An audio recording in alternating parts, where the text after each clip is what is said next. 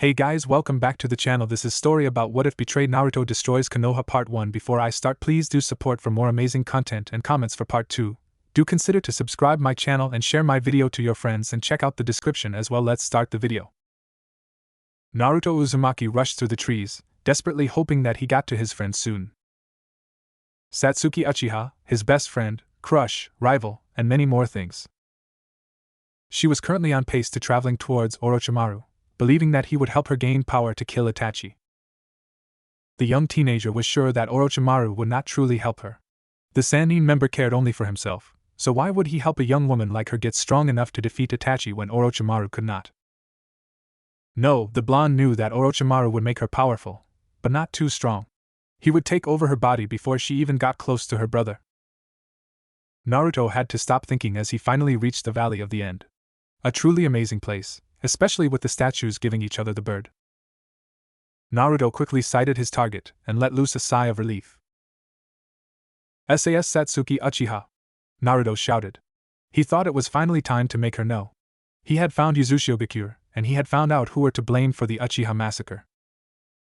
It was time she knew the truth. He had no doubt that she would be skeptical, so he would use all the evidence he had. Apparently, his shout had surprised the transformed ninja. She turned around, not having activated the curse mark, much to his relief. How do you know my name?" the girl asked, her lips twitching into a small scowl. Naruto put up his hands in a release seal, startling Satsuki, who instantly jumped back. She heard the teen yell a loud "Kai!" before he blurred somewhere. She tried to frantically look around her but was too late as the young boy slapped a seal on her back before activating it. The older teenager was instantly paralyzed and fell to her knees. Through sheer force of will, she turned her head up and growled at him. "What the fuck did you do to me?" Normally, her brain would instantly supply her that he used a paralyzing seal, but she was too enraged to listen. He scowled at her before telling her to listen to him before saying anything. She stayed quiet, not really caring what he had to say, but she needed to get out of these things and this was the only way. "I want you to come with me, not to Konoha," he quickly stated once she glared at him. "We're going somewhere no one will find us," he said. "I'll release the seals, but I can activate them anytime I want, so don't try to escape. They will turn on if I fall unconscious, so don't even try." He didn't like being so strict on her, but she needed to listen. His perceptive eyes looked into her onyx eyes, instantly realizing that she was trying to develop a plan. The young teen sighed, finally calm and cool. She nodded to his terms and he put his hands in a ram's seal before deactivating the paralysis seal. She kicked herself up and scowled at him. "Where are we going?" She started to follow him as he went west. "Uzumaki, Uzumaki clan homeland," he informed her. What? Uzumaki clan, she thought to herself. She closed her eyes as she tried to remember anything she could about any Uzumaki-related things. Suddenly, she remembered a book she had read long ago. Well, Itachi read, she listened. The Uzumaki clan were masters of Kenjutsu and Fuinjutsu. They lived in Uzumaki, allies of Konoha. Destroyed during the Second Great Shinobi World War by __, she remembered, although she couldn't really recall the names. Their clan symbol was a spiral, usually red. Red hair from pinkish red to crimson blood. Mito Uzumaki married the first Hokage and Kushina Uzumaki was a legend, rumored to be as strong, if not stronger, than the Yondaime. The Ravenet shut her eyes, trying to think of any other information she could think back to, but the voice of Itachi in her head finally got to her, and she stopped. While the 13-year-old was thinking of the things her brother had read to her, Naruto found the dock master. He quickly paid what he needed to and they both got on the boat. After a few hours, Naruto and his rival finally got to an area of water where there were whirlpools everywhere, ready to suck them in and crush them like little bugs. "How the fuck will we get past those?" she asked aloud in amazement. She looked towards the blonde, but he just rolled his eyes at her before going through a few hand seals. "Thank you, Mom," he said in his thoughts as he remembered some letters his mother had left behind in case she died from childbirth. "Use the arts, whirlpool release," he shouted.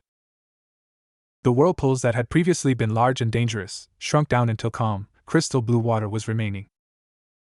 The two quickly hopped off the boat and started running towards the shore. When they finally stepped onto shore, Naruto looked around before deciding to go into a destroyed building. In there, Naruto sat down on the floor, his friend following his example. All right. What the hell do you want? Satsuki snarled at the teenager. He scowled at her and told her to listen and not interrupt. I'm your god brother, by a technicality. Naruto glared as she was about to protest and fell silent under his glare. Your mom and mine knew each other well and Mikoto-san decided that my mom would be a good godmother, he finished. Satsuki finally nodded, accepting that at face value. After all, he had no reason to lie to her, and she couldn't see any signs of lying on his face or body. Now, I want you to shut up and listen to everything. Don't interrupt, okay? He asked. She nodded in consent, wondered what he was going to tell her that would be any more shocking or revealing. I was Itachi's student. A sigh was released from Naruto as Satsuki took a sharp breath in and began to glare at him, her beautiful onyx eyes instantly turning red at the mention of her brother.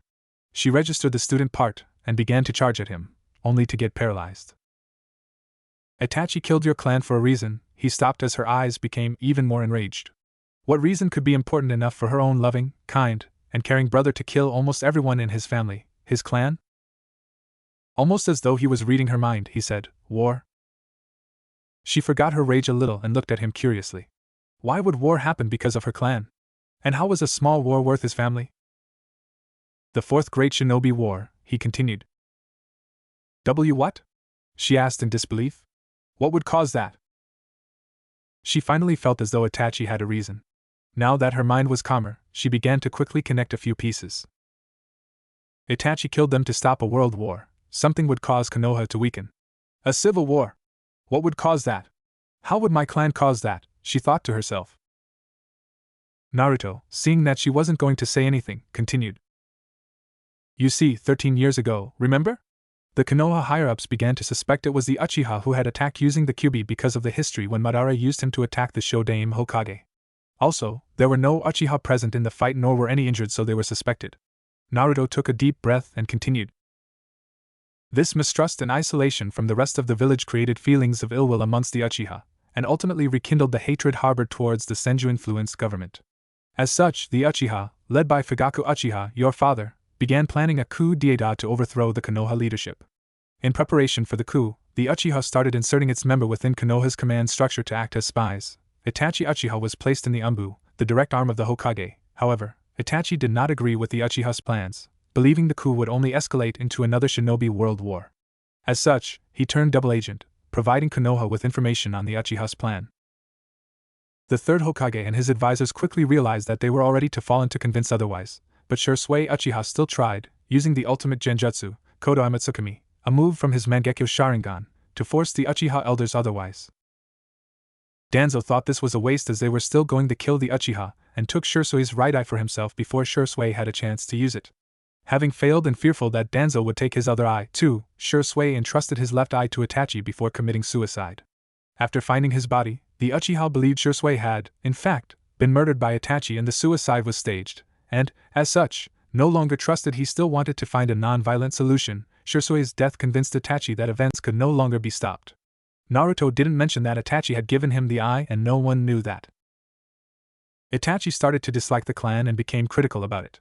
The elders and that bastard Hiruzen, he spat out Hiruzen like it killed him to say the name, surprising the girl as they always showed a good relationship, like a grandfather and grandson. Decided to take advantage of Itachi's feelings and told him to eliminate the Uchiha. Itachi agreed, having been a pacifist and not wanting more bloodshed. They explained the two possible outcomes. The Uchiha could be allowed to carry out their coup, an act that would ultimately lead to the entire clan's extermination, including Itachi and his younger sister, Satsuki Uchiha. Alternatively, Itachi could assassinate the Uchiha before the coup took place, and in exchange would be allowed to spare your life. Itachi opted to save you over the entire clan. He also asked me to help and protect you throughout the time. He had trained me before so that I could protect you. He told me to be the dead last so I could be on the same team as you. No Satsuki, that Itachi chose the village over his entire clan, over his mother who had raised him since he was born, but he placed you leagues above the village itself. If the Uchiha were to do their coup, what would happen? The fight in Konoha would weaken the village since many shinobi, both Uchiha and non-Uchiha would die, weakening the village. When that happened, others would at causing the next great shinobi war. The young teenager took a deep breath before he heard sniffles. He looked forward, only to see Satsuki Uchiha, the cold princess, crying. He couldn't imagine this scene ever happening, but he wasn't going to tease her. After all, He too had cried when all this had been explained to him by Itachi. Naruto didn't want to mention the man who had helped Itachi as he didn't know the full info, and he didn't want to be wrong about anything, especially since Itachi told him nothing but that he was an Uchiha. Naruto stepped forward and wrapped his arms around his crush, comforting her with soft reassurances. The Uchiha heiress stiffened at the contact at first but eventually relaxed in his arms for the next hour. Eventually, she calmed down and her thoughts started racing, her heart desiring revenge, but it was no longer directed towards her precious brother but at the people of Konoha. Those lying, hypocritical, motherfucking bastards, she thought to herself, finally letting herself go. Wait, why does Naruto hate them? She asked this question alone and shivered at his dark gaze. His glares were a little scary, but that darkened stare, filled with hatred that glowed slightly a crimson blood-red color. Well, for a couple reasons. One, the Sandaime, the hypocritical motherfucker I trusted for some reason, ordered the Konoha shinobi to not help the Uzumaki when Iwa, Kiri, and Kumo attacked them and they obeyed without hesitation, not caring that their sister village was being destroyed. And why? Because we were so fucking good with Fuinjutsu and Kenjutsu, he shouted. 2. The entire village hated me and always treated me like the plague. To them, I was worthless, a demon in human skin. They tried to kill me as much as they could. Beat me when they wanted. Thankfully Inu, Kakashi, was there to help me out a lot. No one besides your brother and Kakashi as Umbu helped me. I don't care about it now, but it hurt a lot when I was a child before I was trained, especially since I didn't have any friends back then. He paused as he looked at her. We are friends, right? He questioned. It seemed that he was laying his heart to her, showing his vulnerability. Of course. You're my only friend, Naruto, except maybe Kakashi. I don't care about the other, they could die for all I care, she reassured him, giving him a happy smile/smirk. 3. Those bastards never even gave a fuck about either of us. No one ever adopted me when I was an orphan and let me die, and I know why. But you were never adopted either. I mean, they just left a 7-year-old girl alone in a clan ground where her entire clan was killed and they didn't even think about that. Me, I can understand, but you should have at least been adopted. Hell, they could have adopted you just because you were an Uchiha so they could have got money, but they just left you there. I know you don't need now, but you were just a 7-year-old. Didn't they think about how it would have haunted you to live where your family died? Then they have the nerves to worship the ground you walk on and kiss up to you, damn it. I will only let a few people go if they want to, and that is the Ichirakus. Naruto finished his rant with anger. He had to take a few breaths to calm down. Satsuki had to smile a little. She couldn't help it with all the protectiveness he was showing. It was nice. Well, at least he's intelligent. Does he know about Hinata? Hey Naruto, do you know about Hinata's crush on you? She asked with a smirk, wanting to destroy the tension. Naruto chuckled as he realized what she was doing. Yeah, I knew, but I don't feel the same way. I don't hate her, but I don't exactly love her. Her personality and mine are just too different. Besides, she admires me and that was what formed it. Her crush was an optimistic guy who didn't give up after an attempted fail. I am not that guy. I am not the happy, sunny guy she likes. Maybe in another timeline where I was different and there were some changes, maybe I would accept and recuperate them, but not now, he told her. Besides, I low like you. Satsuki gave a nod. She didn't really care if he liked the girl or not. His love life was none of her business. They tried to kill me as much as they could. Beat me when they wanted. A sudden jolt hit her, as she remembered what he told her earlier. Naruto, why did they hate you so much? There is no reason to hurt a child, especially you, she demanded. Naruto sighed as he got ready to reveal one of his largest secrets, not as large as his heritage or his connection with Itachi, but still very important. He wouldn't lie to her anymore. He refused to do it for something that he shouldn't even care about. The Yondaime sealed the Kyuubi into me, he told her. Satsuki blinked in shock before her rage came running back at her. Those dash, she yelled in her mind as she instantly knew what the effect would be. They hurt her only and best friend, framed her brother, killed her family, and destroyed her clan. Why? She asked. He looked at her confused, causing her to elaborate. Why you? Why would he seal it into you? She questioned. What were the chances that, out of the hundreds of babies that day, Naruto was chosen for the role? Her best friend, her only friend, being chosen? He had no other choice. Only Uzumaki's and Senjo's had enough chakra and the body to hold them back. If it was sealed inside, say Ino, then she would have died after a few years and it would be released again. Since I was the only Uzumaki alive, a lie. He decided to seal it in me, he concluded. Satsuki nodded at him to continue. knowing that there was more. Another reason is that the yondaime was noble but too trusting. He couldn't seal it into anyone else if he wasn't willing to make the same sacrifice. After all, the Hokage's highest priority is the village, not his family. It's why I hate the position so much, Naruto explained. Satsuki was a bit confused. Sure, he wasn't dumb or anything, but he used to shout that he would become Hokage. Now, she could see that it was a part of a mask that he had put on, but why did he say it so much? To convince them? It was really unnecessary to repeat it so much. Wait, willing to make the same sacrifice? Did that mean Naruto was the son of the yondaime? Of course. The yondaime would probably never sacrifice a baby, at least not without very important reasons. If he considered trying to use another, that would be selfish of him as he was trying to save his own child. Since Naruto was the only Uzumaki, he would have to seal the Kyuubi in Naruto.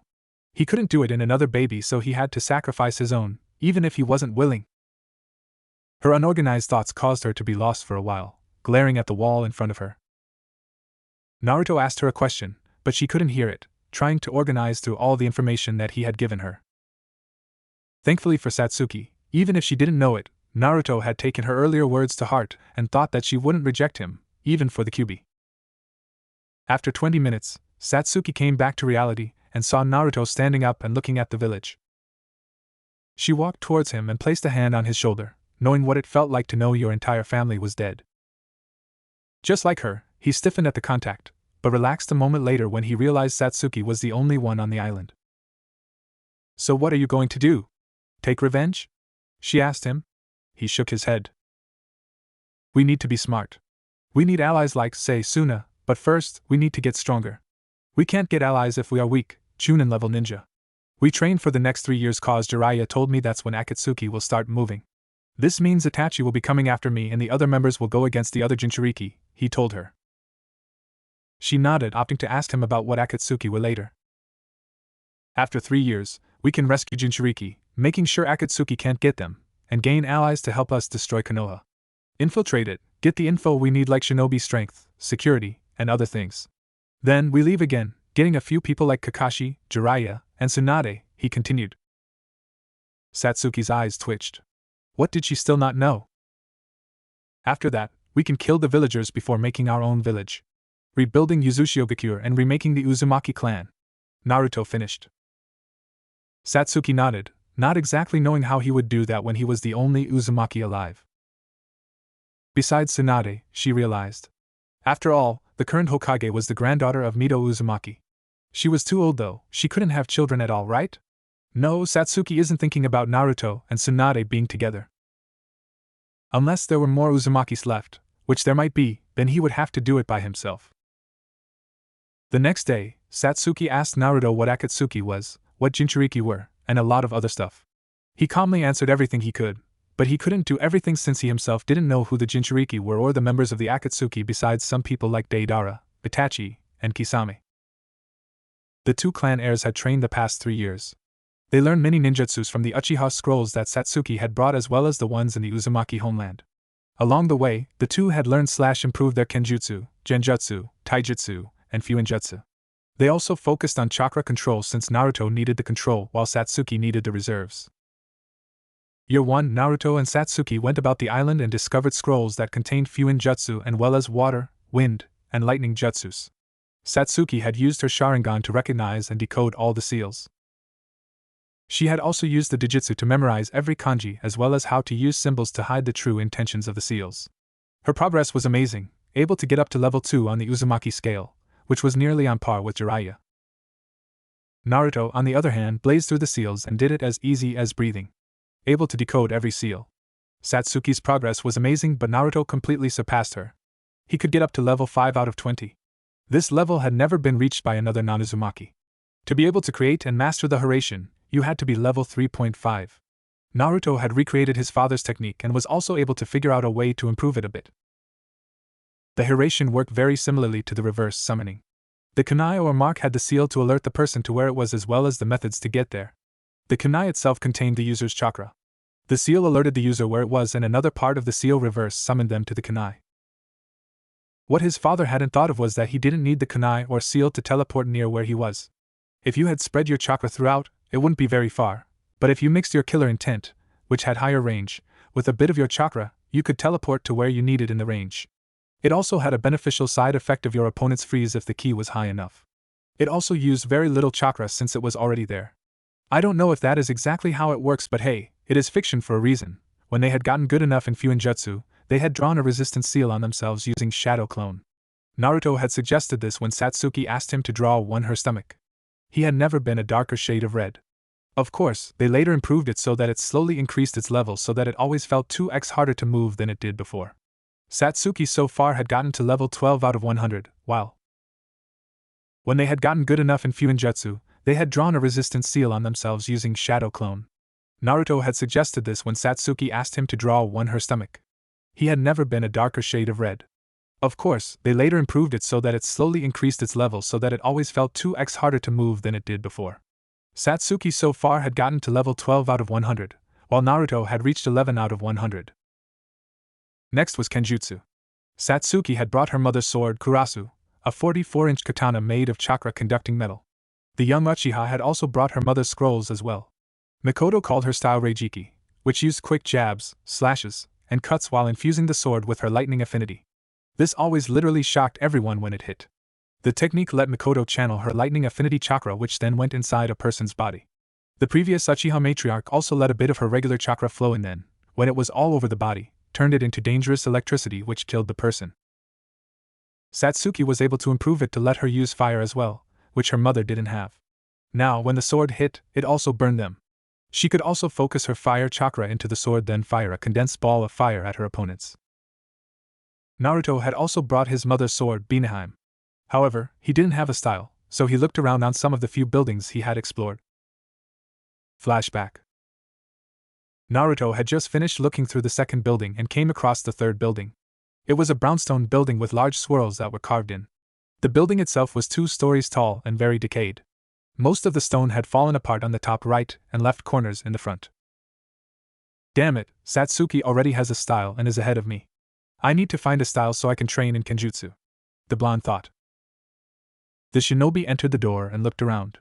When he looked towards the left, he saw a door with some writing on it. He went to the door and read the script. Hello, my fellow Uzumaki brethren. I am the 23rd clan head of the Uzumaki clan. Inside of this door are 2 scrolls for the Uzumaki Kenjutsu style. There is an offensive and a defensive. Pick whichever you want and study it hard. If you are one of my descendants, you will also be able to find another style next to it. You must drop a bit of your blood into the center, and if you are able to open it, you are free to use the bloody whirlpool dance. Mito Uzumaki. Naruto went inside the door and saw 3 pillars. The first 2 had a scroll on it while the third one was blank except the spiral. The soon-to-be 14-year-old went to the third pillar. He bit his thumb and quickly pressed it at the spiral before the QB healed it. The spiral slowly opened and a scroll took its place. Naruto grabbed the white scroll and opened it up. At the top was the title Bloody Whirlpool Dance. How perfect, the blonde ninja smirked. Flashback end. After he had received that scroll, he used 200 shadow clones to memorize all 200 katas and made it muscle memory. He also used his shadow clones in the style as well. Taijutsu was where they had to improve or make their own styles. Satsuki used the interceptor fist. It used the Sharingan to predict the movement of the opponent. Because of this, they could easily hit where the opponent was going to go. There were a few openings in the style, but that was easily covered by the Sharingan. Satsuki herself decided to add her fire affinity to the Uchiha Taijutsu style. Surrounding her limbs with her fire chakra, she used the fire to blast hot white flames at the opponent. Of course, she didn't just shoot fireballs, she used them to cook her opponents. Naruto used Uzumaki Ken, the Swirling Wind Fist, previously known as Swirling Fist. It was a mixture between a defensive and offensive styles. When you wanted to, you could defend or attack. Naruto, of course, added the element of wind to it. He covered his hands in wind chakra and turned them into wind claws. Using the claws as blades, he could cut the skin of the person. Both used the resistance seal to upgrade their strength and speed. They had to take it of once a week so that their speed didn't blind them. It also helped them speed up their reflexes. By the end of the years, both had gotten up to level 33 out of 100. Satsuki was a little faster than the blonde. This blonde was a bit stronger than Satsuki. Satsuki had realized that they both needed to increase their senses if they wanted to sense approaching attacks. The black-haired teen had decided to slowly channel chakra into their senses. Every day, They increased the amount until they could hear anything within 200 meters, see 300 meters, and smell anything in a 20-meter radius. To sense someone farther, Naruto always sent a pulse of chakra around them. If anything disturbed the pulse, it would be sensed by Naruto. Of course, he made it so only ninjas could disturb it. The only drawback was that, if there was a sensor in the path, they would sense it and find them too. Naruto had realized that he was pathetic at chakra control. He needed to be able to control his reserves, so he thought of creating new control exercises that combined other ones. He added the leaf spinning exercise to both tree walking and water walking. Both used this technique until they could spin 10 leaves on their fingers while running across/up the water/tree. Satsuki already had good control, so she used this to increase her chakra reserves. Of course, it would never reach the amount that Naruto had. Satsuki then combined the tree walking and water walking. It was called waterfall walking. There was no waterfall, so they had to make one. Jiraiya had taught Naruto a few Doton techniques. He used this to raise the ground upwards. They did this at the back of Yuzushiogakure, where there was a lot of land and water. He had raised up the ground up to 3 stories tall. Then, Naruto used a basic Suiton Jutsu Mizu. It just supplied a bit of water, but with Naruto's chakra reserves, he supercharged it and spit out a huge amount of water. This was too much, so a water-clad Satsuki threatened him to do it slowly with a few clones and less power. Naruto had hastily nodded his head at the threaten and followed it. After that, they both climbed up that waterfall. It took Satsuki 4 days to get it, and Naruto 1 week. After that, Naruto had remembered the Gogyu Fuin. It had completely messed up his chakra control. Naruto had relayed this to Satsuki, and she had agreed to put one on herself. After putting it on, they had taken 1 month to fully get all the control back. After unsealing the seal, they had found their chakra control had quintupled. Ninjutsu was when Naruto and Satsuki got creative. Both used jutsu they knew and got ideas to make new ones. Satsuki had taken a fireball and uncompressed it. Now it was a huge sea of white flames. She had made derived jutsu from Chidori. Chidori current, sword art, Chidori katana, Chidori senban, Chidori sharp spear, Kirin Raikiri. Both her and Naruto had also used the basic jutsus and made them collaborate with other jutsu. One was when Naruto used shadow clones and transformed them into kunai. He then stored them for use. Satsuki had done the same as him but with fewer shadow clones. Since they did nothing but transformation, they lasted for around a week. They also used kawarimi with kunai to catch people off guard. They had perfected most of their jutsu, so it required no hand seals for the low-ranked and a few seals for high-ranked. It also had no side effects like smoke.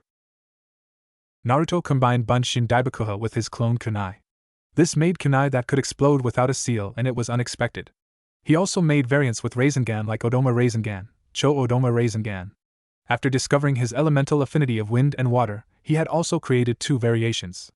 One was called Futon, Rasengan. The other was called Suiton, Rasengan Typhoon. He added water on top of the Rasengan and kept adding it. Spiraling, swirling chakra plus endless amount of water equals a big typhoon of water. The 2 teens had also collaborated their own jutsus with each other. Their elements complemented each other.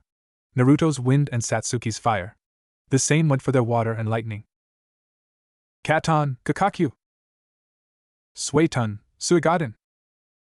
A large bullet of water and a giant ball of white fire were coming at each other. They clashed at the middle, creating a large amount of smoke. Naruto took advantage of the smoke and disappeared. He reappeared behind Satsuki. He tried to punch her, but she leapt forward while turning. She took out her sword and dashed towards Naruto. The blonde shinobi also took out his sword and charged. They both met at the middle. The sound of metal clashing with metal echoed out. Naruto quickly ducked and slashed at her stomach. She jumped back and threw a few kunai. Naruto dodged the kunai right as it sailed past him. Kage Bunshin no Kawarimi, he whispered, creating a smokeless shadow clone and switching with it right before dispelling it without smoke. Satsuki appeared where one of the kunai was and swiped his sword at him. Kenjutsu, Hinotama. A fireball came from the sword and headed straight towards the 16-year-old. He quickly went through a few hand seals and spitted out a compacted ball of water. Again, smoke arose. This time, however, Satsuki charged towards the smaller smoke and covered her hand in lightning. Chirping birds echoed out, but was quickly silenced. Now, it was a compacted blade of lightning. She saw a figure coming at her, a spiraling sphere in his hand.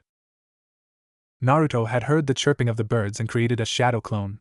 The clone created a Rasengan in its hands and rushed at the smoke. He focused his chakra into his hands and a yellow kunai came out.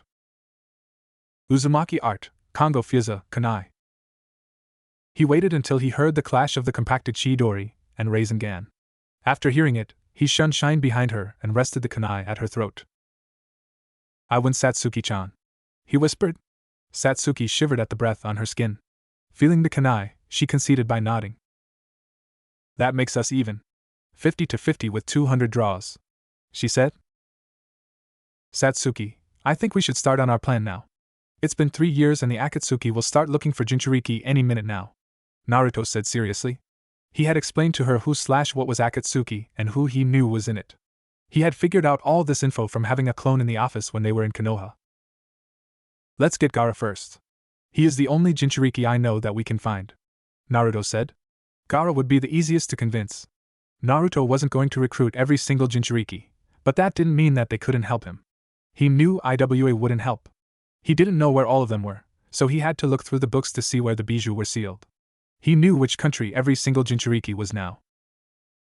"Well then, we should go now, no point in letting Akatsuki get ahead," Satsuki pointed out. He nodded and they both walked towards the shoreline. Since they had much higher reserves, they could run to the other side of the body of water.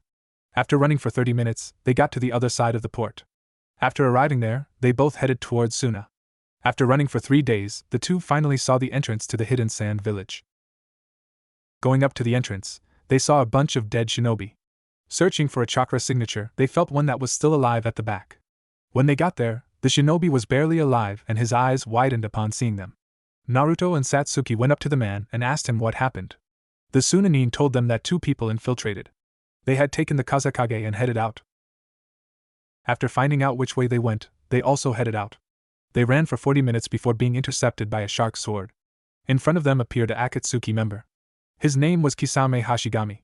He had a distinctive shark-like appearance, complete with blue-gray skin. He has small, round, white eyes, 3 sets of curved facial markings under his eyes, gills on his shoulders, and sharp triangular teeth. He had on the Akatsuki's black cloak with red clouds. He also had on a brown sash that went from his right shoulder to left hip. He had his samahada in his hands. "Kisame!" shouted Naruto. The 16-year-old ran at the shark man with a Rasengan in his hand. "Suetun Baku Sui Shoha." The Akatsuki member attacked. Naruto saw the water coming at him and jumped up. He put his Rasengan in front of him and started swirling the water like a whirlpool. It sucked in Kisame and he was now at the middle. Naruto increased the rotation of the Rasengan, and the water started to form into a hurricane. He threw the now Rasengan, hurricane. At that time, Satsuki put her hands on the hurricane and said right-un, Jibashi. The electric hurricane went straight towards the shark-like man. He jumped to dodge, but his opponents got behind him and drew their swords. The man blocked it with his own samahada. They engaged in a clash of swords and slashed and shred each other. After a few minutes of clashing blades, they finally separated. Naruto and Satsuki had a few cuts on their clothes and body. Kisame had his cloak cut around with blood flowing out of a few cuts. Naruto sent a small amount of killer intent in the air and mixed it with his chakra. He then disappeared in a crimson flash. He reappeared right above Kisame with the Odoma Rasengan. He thrusted the attack right on his opponent's back. The missing nin was sent spiraling forward. Satsuki appeared in front of the legendary swordsman and jabbed her lightning-covered fist through his stomach. "Chidori!" Kisame started to bleed through the wound. Suddenly, he started to shift until a complete white figure with green hair replaced him. Naruto and Satsuki then ran off in the same direction they were going before. When they got near, like 1 minute away, the entrance, they both sensed a few shinobi going the same way and place they were. They recognized one of the chakra signature as Kakashi's. Satsuki's eyes turned into slits, and she jumped to the side to intercept them, but Naruto stopped her. "Satsuki, I know you hate them, but it is not the time for this. We need to get to Gaara. We'll destroy them another time," Naruto told her. She nodded begrudgingly. They kept running forward until they reached a cave that was enclosed by a boulder. There was a seal in the middle of it. Naruto quickly figured out what it was and sent a team of clones to shut down the other seals. Then, they both hinged so they looked different. They both now had red hair. A few moments later, 4 other people appeared next to them. One was Kakashi Hataki, another was Sakura Haruno, then, Hinata Hyuga, and a woman they hadn't met. "Who are you?" questioned the copy nin. "We are bounty hunter nins. A price has been placed on Deidara the Mad Bomber. We want to get his bounty and this was the last place he was seen," Satsuki explained quickly, hiding her hatred for them. Since Deidara was a missing nin, he had a bounty in IWA. They might need the money for later times, so it was a good excuse. Kakashi nodded and said, "Well, that's acceptable. You can battle him and take his bounty, but we need the Kazekage." Looked at the boulder and continued, "First, we need to take these seals off." "Don't worry, I sent clones to take the others off in the same time. I sent 6, so 2 for each, and one can dispel when they are ready," Naruto replied. His clones dispelled right then, and he quickly tore off the seal along with the other 3. Then the Banshee, pink-haired Nin destroyed the boulder. So Tsunade also taught the girl Sakura her strength technique, huh? Thought Chio, Naruto, and Satsuki at the same time. They all entered the cave to see a lifeless-looking Gaara and 2 other people. One was Deidara. He wore their signature cloak, navy blue pants with matching shinobi sandals, and an Akatsuki ring on his right index finger, which bore the kanji for blue or green and was teal in color. He also wore black nail polish on his fingers and toes. There was another man next to Deidara. You already know what Sasori looks like. Imagine Leaf and Chio versus Sasori as the same as canon, but with shadow clone Kyos and more puppet humans for her. They faced each other and separated the Akatsuki members from each other. Naruto and Satsuki chased after Deidara while leaving the others to beat the other one. Deidara created a clay bird and rode on it into the sky. He sent a bunch of clay and used his explosion Kekai Genkai to make them explode. This was useless on Satsuki, who covered her body in lightning and made them duds. Naruto sent a bit of his ki chakra at him, then Hiroshined behind him. He drilled the other blonde with a Rasengan. He fell to the ground and Satsuki easily shredded him to pieces with her lightning-infused sword. When he was finally shredded, the giant clay bird, along with himself, exploded. Satsuki recorded this with her Sharingan. After their battle, the 2 best friends went back to the other battle. When they arrived, they saw a red-haired man that was slowly dying. They got close to him, and he told them some information. "I have a spy within Orochimaru's ranks. He was supposed to meet me at Tenchi Bridge in 10 days. It might help you guys." After getting the information, all the shinobi looked at the dead body of the Kazekage. He was dead and they had no way to revive him. Well, all but Chio, that is. "I can revive Gaara, but it will cost me my life force," Chio said. She really wanted to revive Gaara. She was going to die soon and it would be for the better if Gaara didn't die. She needed to pay for the mistakes of the past after all. The Konoha shinobi nodded somberly. They didn't like any one of their comrades dying. They cared a lot about them. Naruto and Satsuki didn't exactly care. She wasn't someone they knew or cared about. She was a stranger to them after all. Ban Sakura and Hinata took Gaara and all of them started going back to the village. When they arrived near it, they laid Gaara in a grassy field and Chio hovered over him. She went through the hand signs for her revival technique. "Kisho Tensei!" she shouted. Her hands were covered in chakra and placed it over the previous Jinchuriki chest. The old woman's life force began to fade away while the Kazekage's was restored. The redhead's eyes began to slowly open. He looked all around him and then saw all the people in front of him. His eyes widened in surprise and confusion. He was confused on who his fellow redheads were. He hadn't ever met them in his life. He was surprised to see the Konoha shinobi there and Chio dead. "Where am I?" he asked, his voice mixed with confusion and surprise. Deidara versus Naruto and Satsuki place. All the pieces of Deidara slowly started to turn into white skin. A distortion appeared and 2 figures appeared. "Well, it appears that Deidara will need to get a new partner," one figure said. "It appears so," the other figure said. "I will fill that role, it seems." "Where am I?" Gaara asked, his voice mixed with confusion and surprise. Why wouldn't he be? He just had a bijou extracted out of him and died. He then saw Chio lying deceased and his eyes widened in realization. "Did Chio use her reincarnation jutsu?" he asked. He saw them nod and asked himself why. Why did she revive me? I am not that very important to anyone in the village. He was cut off by a shout of "Kazekage-sama." He looked towards the direction of the voice, and widened his eyes upon seeing all the shinobi of Sunagakure. Did they come to see me? He thought. All the ninjas started celebrating upon seeing Gaara, who was still in shock from seeing them. After all the shinobi went to Chio's funeral, the Konoha shinobi left to go back to their village. Naruto and Satsuki asked to meet Gaara in private. He allowed this and made them follow him into the Kazekage Tower. After getting to the previous Shikaku Jinchuriki's office, he sat down in his chair and asked them, "What did you want to talk to me about?" The redhead felt them channel their chakra and got his sand ready. What he saw stunned him. In front of him were Naruto and Sasuke. Naruto wore dark red cargo pants. He had on a dark blue shirt. Sasuke had on a dark black shinobi pants with gray long-sleeved shirt. And Naruto? As Sasuke, he was interrupted by another poof from Sasuke. In the poof, a feminine Sasuke appeared. Who are you? He asked, confused. A woman just appeared in front of him, replacing where Sasuke Uchiha was. My name is Satsuki Uchiha. Sasuke Uchiha was a persona developed because of a genjutsu that protected me from Ciare. She stoically explained. Gaara was shocked as hell. Sasuke Uchiha was a female. What the hell? He composed himself, after all he was the Kazekage, and asked, alright, Naruto, Satsuki, what are you two doing here? I heard that you had left to Orochimaru, and that you had taken Naruto with you. That's a bullshit story made up by Konoha. They assumed that Satsuki captured me and left. I wanted to leave that village, and since I cared too much about Satsuki, I went to find her then took her with me, said Naruto in anger. Gaara, don't tell anyone that we aren't at Otogekure, he then requested. The Kazekage nodded to his first and best friend's request. Okay Naruto, but only because you are my best friend. Now tell me where you two were if not at Orochimaru's village, he asked curiously. Where were they during the 3 years? Why does palpably dislike Konoha? These questions were rushing through his head. We were training at my clan's homeland, Uzushiogakure. Naruto responded to the question. Gaara was shocked. His village had attacked the village and had obliterated it with Kumo and Kiri. Another reason he was shocked at this was because his best friend was an actual Uzumaki. The Godame Kazekage nodded his head, gesticulating them to continue. I want to destroy Konoha for a couple of reasons. One is that they stabbed Yuzu in the back and let the other nations invade the Uzumakis.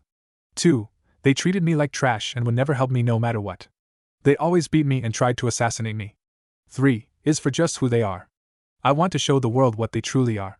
They portray themselves as the kindest village, but look at what happened to me, how they treated me. How they treated Satsuki-chan. They said that they loved her, but look at them now that she left. Look what they did for her. They never helped her at all, just kissed up to her. Others might be alike, but they have a reason. Iwa hates them because the Yondaime Hokage killed many of their people. Suna used to because Konoha took the money from here and never helped them, despite being allies. They are also full of assholes. Look at the White Fawn, their most powerful shinobi, stronger than the Sannin, harassed into suicide for doing what the village is always going on about. Teamwork and comrades are important, yet he is harassed into for putting his comrades first. They even forced Ita. Naruto ranted furiously until Satsuki interrupted him. Gaara had to admit he made a lot of good points. He still needed to know why they were here. He had some suspicions, but just to be sure, alright, you bring up a lot of good points, but why are you here? He asked. Naruto looked at Gaara and said bluntly, we want your help to destroy Konoha. The Kazekage sighed and said, I really want to help you, Naruto. After all, you're my best friend, but my village is very important to me. If we waged war against Konoha, we might lose, and this time, they might destroy this village. Don't worry, Gaara, me and Satsuki will infiltrate Konoha later and destroy and damage a good part of the village. You should ready your forces and tell them to start training hard. When we deliver a message via Toad. When we do, you should send your forces. We will go back and I will summon Gamabunta to help me. We should be able to destroy them to the point that they aren't a threat. After that, we could destroy that place to the ground. The blonde said seriously to the Kazekage. Gaara contemplated this. There were a few benefits to this. One was that if the people heard that they destroyed Konoha, the strongest nation, many clients would come to them, which would highly increase the economy of Suna. The daimyo was still sending some missions for Suna to Konoha like before. Another was that if they did destroy it, they could take over the land, giving them the geological benefits of it. Suna and Konoha had different geological benefits. It would give them more area to help both civilians and shinobi. More training fields. More marketing places. The alliance didn't help them as much as it did Konoha, but they had to agree to avoid being destroyed. He also got to help his best friend. Okay, Naruto, I will try to convince the council that we should go to war with them. I'm with you, but the council will need some convincing. After all, you can't easily convince them that 2 16-year-olds are a better ally than a whole village, right? Chuckled the redhead. Naruto nodded and replied. Okay, Gaara, me and Satsuki will come back in about 2 weeks to get the answer, he said happily. Oh yeah, Gaara, here. Naruto fished into his kunai holder and took out a Horatian kunai in case you need it. Gaara's eyes widened upon seeing the legendary kunai. He took it, but before he could ask any questions, the two disappeared in a bolt of lightning and a tornado of water. The blonde and Ravinette appeared a bit away from Suna. Now they needed to go to another place as well.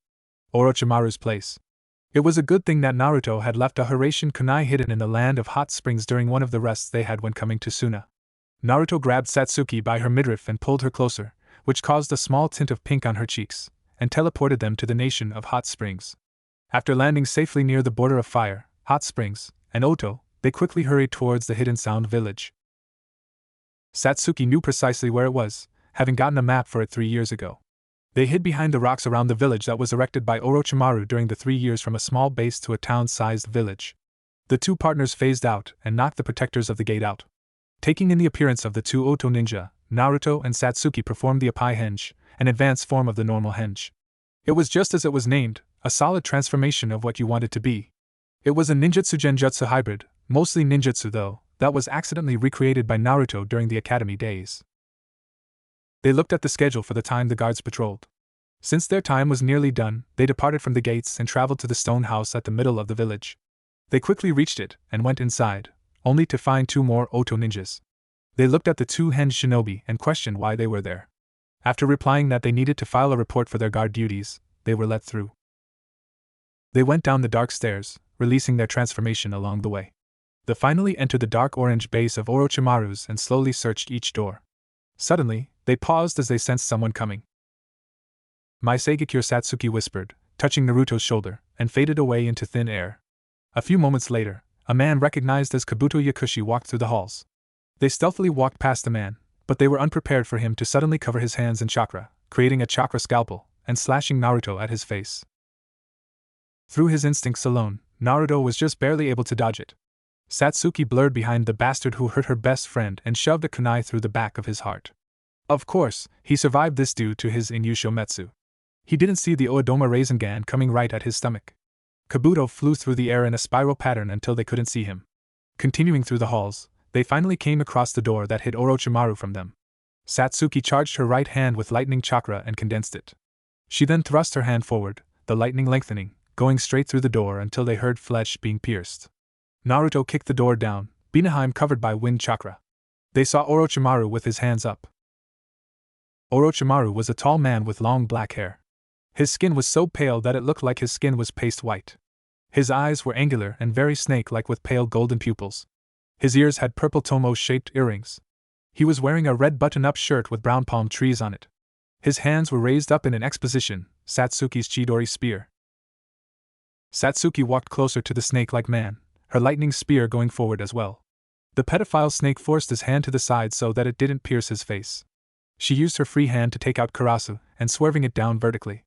A distortion appeared at the air before it was covered by azure flames. They went straight towards the sick and unhealthy shinobi and burning his skin. The snake sage opened his mouth, and another Orochimaru appeared from between. Satsuki and Naruto shivered. That is still creepy and disgusting as hell. They both thought the snake settled onto the ground and opened his mouth again. This time, however, a handle to a blade appeared. The handle was grabbed and pulled, which caused the rest of the blade to appear from. Orochimaru swung the blade at them, its length increasing. Naruto and Satsuki dodged to the side and jumped towards him. Naruto created an Oedoma Rasengan in his hand while Satsuki created a Chidori. They pulled their hands back and threw them forward. Orochimaru ducked under them and kicked them upwards. While in the air, the two friends glanced at each other, and after a quick confirmation from each other, they turned to each other and held out their jutsu to each other's. The A-rank jutsus collided without any force. Unexpectedly, the two jutsus absorbed into each other. A white light appeared in between their nearly conjoined hands. When the light disappeared, a black sphere with dark purple lightning coursing inside the most inner shell. Black electricity was shooting out of the sphere. They both pulled back and yelled collaboration, Yami's Inazuma no Shikyu, and hurled the purple sphere towards one of the legendary Sannin. It hit its target and Orochimaru was at the ground bloody. He slightly and was able to just barely open his mouth. Something shot out of it, and Orochimaru's body died. They both looked towards the place where the thing went and saw. Continued. Orochimaru ducked under them and kicked them upwards. While in the air, the two friends glanced at each other, and after a quick confirmation from each other, they turned to each other and held out their jutsu to each other's. The A-rank jutsus collided without any force. Unexpectedly, the two jutsus absorbed into each other. A white light appeared in between their nearly conjoined hands. When the light disappeared, a black sphere with dark purple lightning coursing inside the most inner shell. Black electricity was shooting out of the sphere. They both pulled back and yelled collaboration, Yami's Inazuma no Shikyu, and hurled the purple sphere towards one of the legendary Sannin. It hit its target and Orochimaru was at the ground bloody. He slightly and was able to barely open his mouth. Something shot out of it, and Orochimaru's body died. They both looked towards the place where the thing went and saw a giant white snake made up of many smaller snakes, with longer, spikier hair, a scaled face with snake-like teeth and a long tongue, black eye markings, and a pointed chin. Orochimaru hurled his head towards Naruto with his mouth wide open. Releasing his killer intent, he Hiroshined behind the snake and blasted him with a futon, Ryujin. The massive wind dragon shredded Orochimaru all over, leaving many deep cuts all over his body. Orochimaru then went to Satsuki, but was blasted by lightning. However, the snake turned into a mud clone. From behind Naruto, the head of Orochimaru came at him. Naruto, caught off guard, got swallowed. Then, Orochimaru started his living corpse reincarnation jutsu. Mental plane. Naruto appeared in a place in which the ground was full of moving, slimy, organs. Orochimaru also appeared in front of him. Both were covered in the organs so he could only see the snake Sannin's hair and face, which had returned to human form. Hello Naruto-kun, this is my mindscape. Here, everything is in my control, I am God. I will take over your body, use your memories, and take over Satsuki-chan's body at a later time, kukukukuku. Insanely laughed. Mindscape huh, idiot. Naruto smirked and closed his eyes. Suddenly, the area around them started to shimmer until all there was a dark void. Then, it started to change once again. This time, they appeared in an area where everything was golden and white with stars all around. Where Naruto met Kushina. Naruto attacked Orochimaru. Orochimaru was about to dodge, but unable to move. He looked down and widened his eyes upon seeing golden chains around his legs. Naruto created a futon, Rasengan that tore through his body. Orochimaru died in the mindscape as black chakra seeped out of his body and into Naruto. The Uzumaki had just absorbed all the jutsus, knowledge, and chakra of Orochimaru. In his last breath, Orochimaru asked, "How did you do this? This is my mindscape, I am God here." "You are not God or a Kippido," he insulted. "You are a mere mortal with a god complex. I am a Jinchuriki, I can easily access my mindscape. You need a jutsu or meditation to go in here, I can do it at will.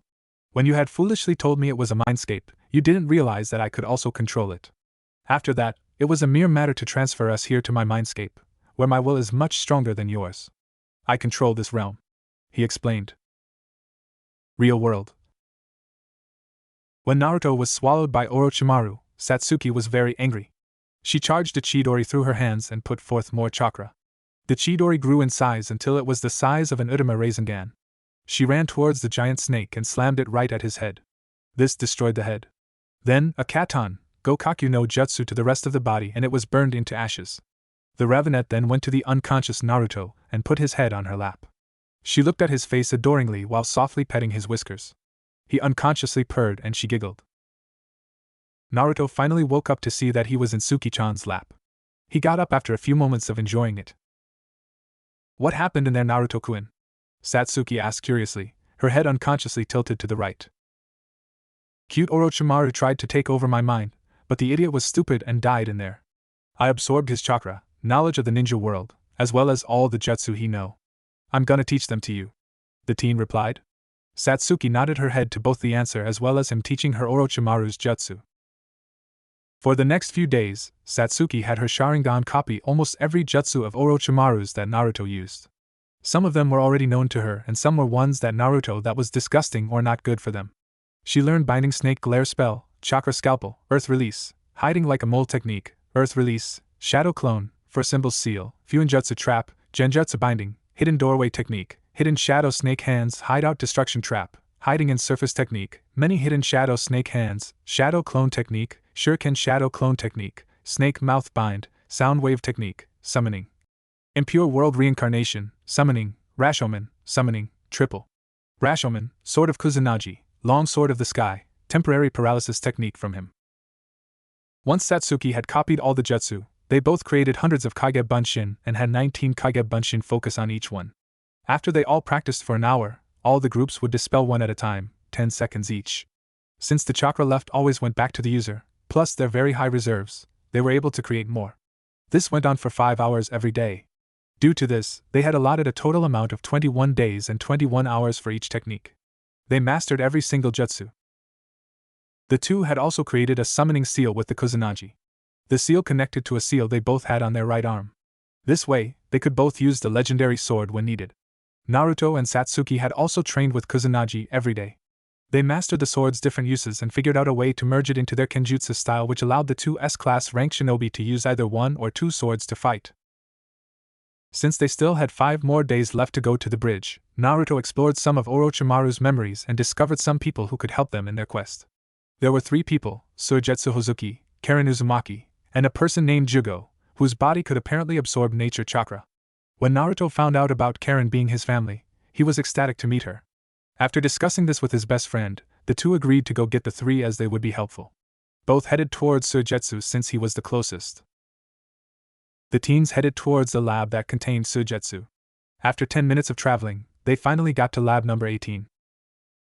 They dived underwater and went over to the other side of the area. After resurfacing, they both pulled themselves up and channeled chakra to their feet to walk on water.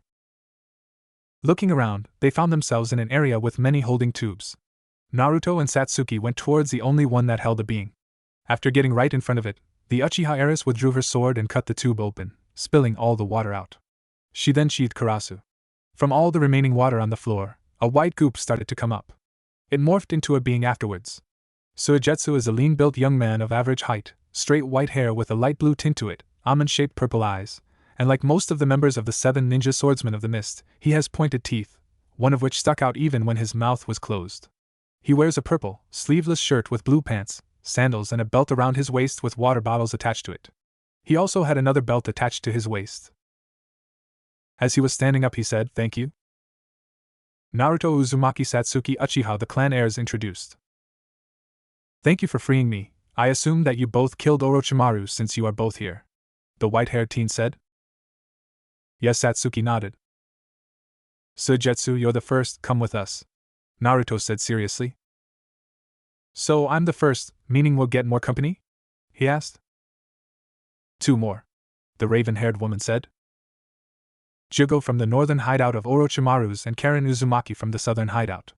Naruto continued. "Uzumaki? You and Karen are related?" Suigetsu questioned. "Yeah, I'm not sure how, but we are from the same clan," the blonde-haired shinobi said. "Damn it," he muttered. With their heightened senses, the two heard him and Satsuki asked, "What?" "It's just that I'm not fond of them.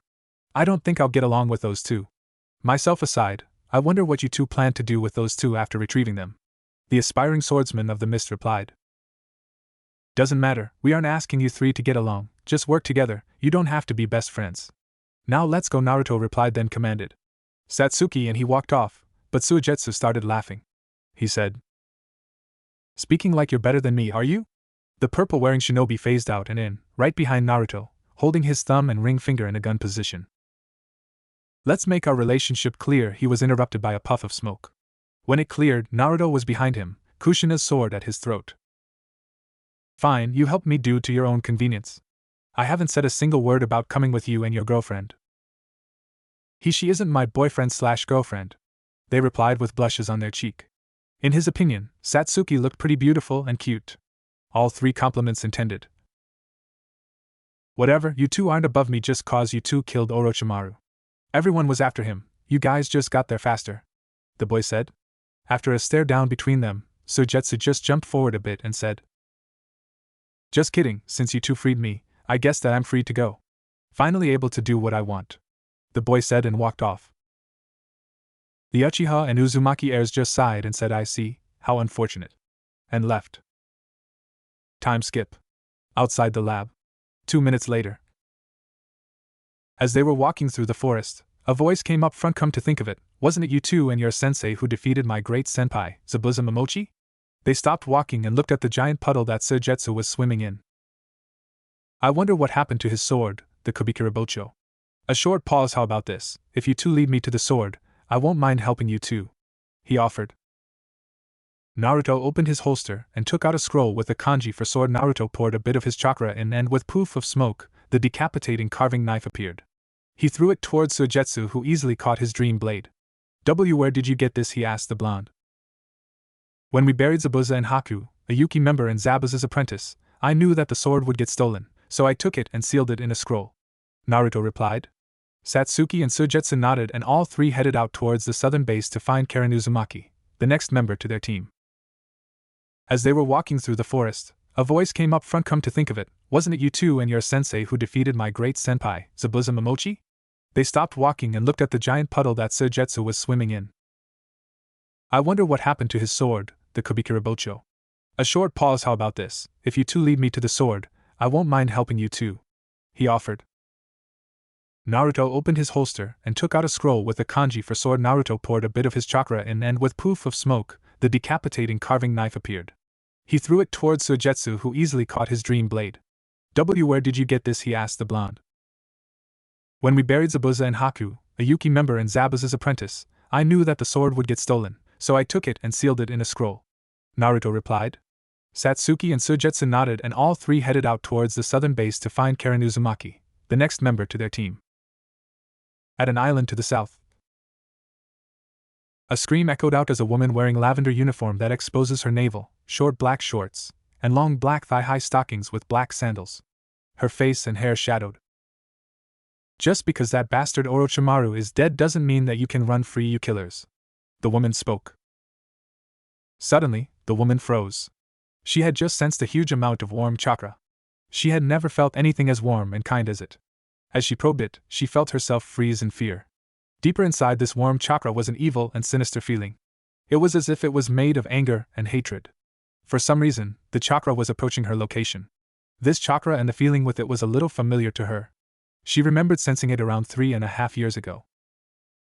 She walked through the jail cells, allowing them all to see the woman in front of them. She has crimson eyes, fair skin, and the characteristic red hair of the Uzumaki clan. Her hair is short and spiky on the right side, while longer and straight on the left side. She wears brown narrow glasses, and her outfit consists of a lavender uniform that exposes her navel, short black shorts, and long black thigh-high stockings with black sandals. This was Karen Uzumaki of the Uzumaki clan. She was kidnapped by Orochimaru, who, as she later discovered, had killed her entire family without her knowing.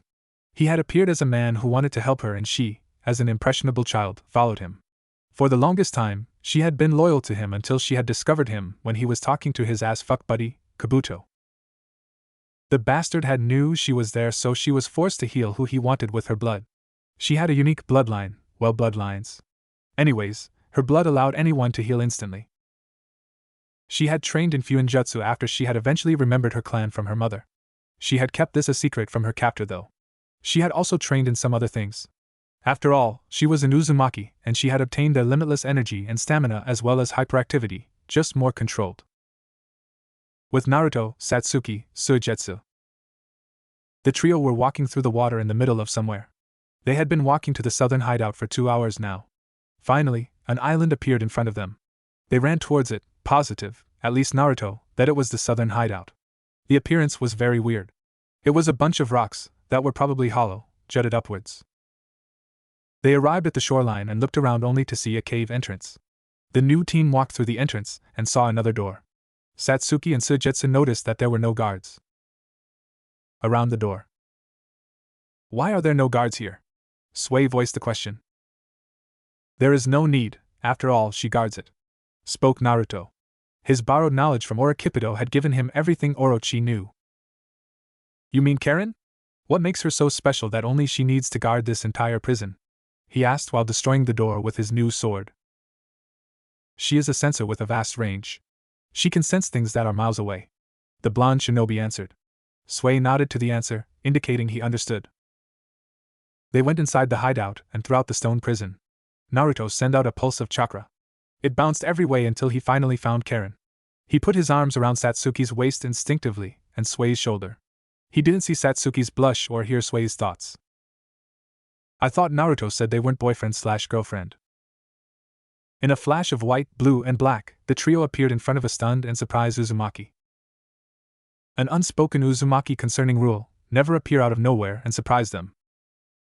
Kongo Fierza the teen spoke as multiple golden chains rushed from her held-out palms and attacked the intruders. Naruto summoned his own adamantine chains, though they were swords. He slashed the golden chains with his own golden sword, Goraden Shiraya. "Wait! We're friends!" Naruto shouted at her. She didn't trust them, but she let her chains rest to hear them out. Alright, talk. The redhead demanded. My name is Naruto Uzumaki. He was interrupted by Karen's wide eyes and her exclamation of Uzumaki. What do you mean, Naruto Uzumaki? I mean that I am an Uzumaki. My mother was Kushina Uzumaki. Naruto pointed out. Kushina? That name sounds familiar. Realization appeared on her face. Oh yeah, Kushina Uzumaki, my mom's cousin. Ka-chan always talked about her. Guess we are cousins then, nay? She asked in amusement. The reply she got was, hey, guess so. With a smirk. So why are you here? She asked. Satsuki Uchiha points at his crush. Suigetsu Hozuki points at his new comrade, and I are making a new team. We will have one more member with us. What do you say, cuz? Wanna join? He asked. What about Orochimaru? She asked nervously. She might hate the motherfucker, but he was still much stronger than her. Don't worry, we killed him. Just don't spread it out though, can't let anyone know. He smiled warmly at her. Satsuki twitched upon seeing it. They were family, so it was natural, but it still bothered her at the thought of her best friend being with other girls. Wait, do I love Naruto? She blushed at the thought, which confused the hell out of Sui and Karen. After sorting her thoughts out and throwing in the reasons she could like him, she confirmed that she did love her crush. Meanwhile, Karen nodded at Naruto's request. After that, they left the base. When they got out, Satsuki and Naruto glanced at each other and nodded. Futon, Tatsumaki! Naruto gathered his wind chakra at his lungs and breathed it out. It started to swirl until it was a giant tornado. It gathered the water around it to form an outer shell made of water. Raitun, Kyushu Kaminari! Satsuki brought her pale hands downwards, causing unnatural lightning to fly towards the water typhoon. Collaboration, Kaminari no Tatsumaki! They shouted. The lightning mixed with the water and vaporized it, leaving only vapor around the tornado. The tornado now had little water droplets around it. Every time the water vapor was cooled, the lightning vaporized it. The blue plasma was jumping from water droplets to droplets, vaporizing them while they turned back to water. The tornado was surrounded by lightning all over after a while. Naruto and Satsuki then brought the tornado down from the sky on top of the base, completely shredding and burning it. Suigetsu and Karen were shocked upon seeing the power that their friends had. They shook it off and excitedly asked what the hell that was. The clan heir/heiress smiled and explained it to the other members. So who are we going to get next? I remember you saying you need one more person. Since you have Suigetsu and me, I'm guessing it is someone from Orochimaru's? She asked. Naruto looked at her and nodded to her question, but Satsuki was the one who spoke. We're gonna recruit Yugo from the northern hideout. She nodded. She didn't have a problem with the guy, just thought that he was a psychopath. At an island to the northern hideout. At an area made of brown rocks that were pretty tall, a sound of insane laughter echoed throughout the walls of the hideout. Looking at the inside of a certain cell, we find a man with orange hair laughing insanely while saying if the next person to come works for Orochimaru, I will kill him or her. Yugo is a tall, muscular young man who has spiky orange hair, red-orange eyes. He wore a pale blue shirt and pale green shorts. He has a giant, black metal ball chained to his leg. He freezes as he feels a large amount of negative energy. He calms down from his murderous side. Outside the northern hideout. The quartet arrived at the outskirts of the hideout. The group of four headed inside the hideout, sensing the strongest chakra inside the cells. Finally arriving at the cell holding it, Satsuki opened it. Yugo looked up to see a ravenet woman. He asked, do you work for Orochimaru? Satsuki nodded her head no. Why are you here then? He asked once again. We're here to free you and if you want to join our team. Naruto voiced. Free? No, he shook his head. You can't free me. If you do, I'll get angry then go insane and hurt you. He stated confidently though hurt. Don't worry Yugo, I can absorb Senjutsu chakra due to an incident that happened 16 years ago. Since you get angry and the Senjutsu amplifies it, I can absorb it while you learn control. You can train with it to control with me near you. What do you say Yugo, would you like to come? Naruto offered.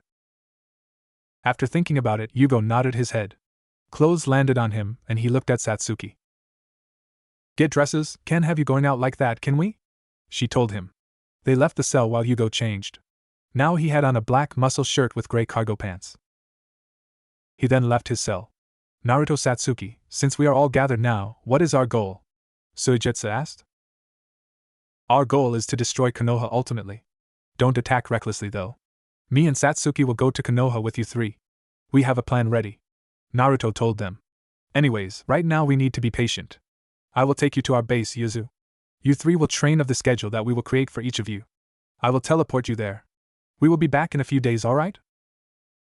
While the trio were hesitant, they nodded and he put his hands on Sujetsu and Karen, who touched Yugo and Satsuki's shoulders. Concentrating on the Hiraishin mark that was on Yuzu, he teleported them to the island. Naruto then grabbed Satsuki's waist and Hirashined them to the outskirts of Oto. Since they had one day left to meet the Konoha team at Tenchi Bridge, they had a plan to lure the Konoha ninja to attack them and follow them to their base. When there, they would make a clone of themselves to give a message to Kakashi. They knew that Kakashi would be there since they were there. Kaka-sensei was one of the few people they liked at Konoha. 3 hours later. They had been running for 3 hours now. They were at Takigakure, a village they had saved in the past. As they were running through the forest, they heard the sounds of fighting. Naruto sent out a pulse of chakra towards it, and Hirashined there with his hands around Satsuki. When they appeared in a blue and black flash, they saw two people fighting with a girl around their age. The girl was petite, androgynous, tan-skinned kunoichi, who wore an orange clip in her short, layered mint green hair that matched her eye color, which was also orange. Her ninja outfit consisted of a short, sleeveless white midriff shirt with fishnet armor underneath, long white armlets, and fishnet shorts with a short white apron skirt over it. Her forehead protector was worn on her right arm, though it had a slash on it, who also carried a cylindrical object in red wrapping on her back. The attackers were people that Naruto recognized as Haiden and Kakuzu. Kakuzu was a very tall, tan-skinned man with long dark brown hair. His eyes had an unusual coloring, green irides, no pupils and red sclerae. He still appears as a man well within his prime, retaining a very muscular build, despite his advanced age. He retained the black mask over his lower face but had several changes. He donned a white hood which covered his hair. His clothing included the traditional Akatsuki cloak, the Takigakure forehead protector with a scratch in the middle which symbolized that he was no longer loyal to it, and gray pants with matching shinobi sandals. He also wore brown nail polish, and a dark green Akatsuki ring with the kanji for north was placed on his left middle finger. He had various stitches on his body. Haiden has medium-length gray hair that was slicked back and distinctive purple eyes. He had no shirt, but bears the organization's cloak, which he kept slightly opened, revealing his Yugakure forehead protector around his neck and Jashin amulet. He changes his bottoms to gray pants with matching shinobi sandals. He also wore dark green nail polish and his orange Akatsuki ring on his left index finger, which bears the kanji for 3. They had been running for 3 hours now. They were at Takigakure, a village they had saved in the past.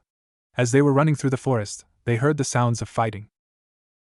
Naruto sent out a pulse of chakra towards it, and Hiraishin there with his hands around Satsuki. When they appeared in a blue and black flash, they saw two people fighting with a girl around their age. The girl was petite, androgynous, tan-skinned kunoichi, who wore an orange clip in her short, layered mint green hair that matched her eye color, which was also orange. Her ninja outfit consisted of a short, sleeveless white midriff shirt with fishnet armor underneath, long white armlets, and fishnet shorts with a short white apron skirt over it. Her forehead protector was worn on her right arm, though it had a slash on it. Fu also carried a cylindrical object in red wrapping on her back. The attackers were people that Naruto recognized as Haiden and Kakuzu. Kakuzu was a very tall, tan-skinned man with long dark brown hair. His eyes had an unusual coloring, green irides, no pupils and red sclerae. He still appears as a man well within his prime, retaining a very muscular build, despite his advanced age. He retained the black mask over his lower face but had several changes. He donned a white hood which covered his hair. His clothing included the traditional Akatsuki cloak, the Takigakure forehead protector with a scratch in the middle which symbolized that he was no longer loyal to it, and gray pants with matching shinobi sandals. He also wore brown nail polish, and a dark green Akatsuki ring with the kanji for north was placed on his left middle finger. He had various stitches on his body. Haiden has medium-length gray hair that was slicked back and distinctive purple eyes. He had no shirt, but bears the organization's cloak, which he kept slightly opened, revealing his Yugakure forehead protector around his neck and Jashin amulet. He changes his bottoms to gray pants with matching shinobi sandals. He also wore dark green nail polish and his orange Akatsuki ring on his left index finger, which bears the kanji for 3. Knowing information about some of Akatsuki thanks to Orochimaru's knowledge, the two partners knew about the immortal duo. Kakuzu had 5 hearts that let him live even if killed unless 5 times. Haiden was an immortal due to some god that was named Jashin. They didn't know why Orochimaru never became a Jashinist, since the bastard had no problems with killing other people. He would bring utter chaos and destruction with deaths all over. That was all that was required. With Fu had been captured, or better said, given, to two people. One of these two she knew. Kakuzu, a man who had lived for over 100 years. A powerful man that had fought the god of shinobi, Hashirama Senju. The man used a sacred kenjutsu called Earth Grudge Fear. The Earth Grudge Fear is a secret kenjutsu of Takigakure which transforms the user's body into something similar to that of a rag doll, held together by hundreds of thick black threads. Kakuzu had stole the knowledge of this technique before his defection from Takigakure, and was able to manipulate black threads for many purposes. Some of them were listed on his page in the bingo book. This technique allowed the missing nin to have 5 hearts, meaning that he had to be killed 5 times. Anyways, Fu was given to the 2 men by the Council of Taki, ignoring the vote of the village leader. The 2 Akatsuki members had gone on to Takigakure, due to Kakuzu's plan, and went to the council. The ninjas had been hesitant to attack one of their most powerful shinobi yet, as well as his companion, an S-class missing nin. Fu still remembered what that damn council of bastards did, and what happened afterwards. Fu's flashback. Fu was in a sacred place to her. It was hidden behind a waterfall that no one had ventured into. On the other side was a very small waterfall that poured into a lake at the center of a grove.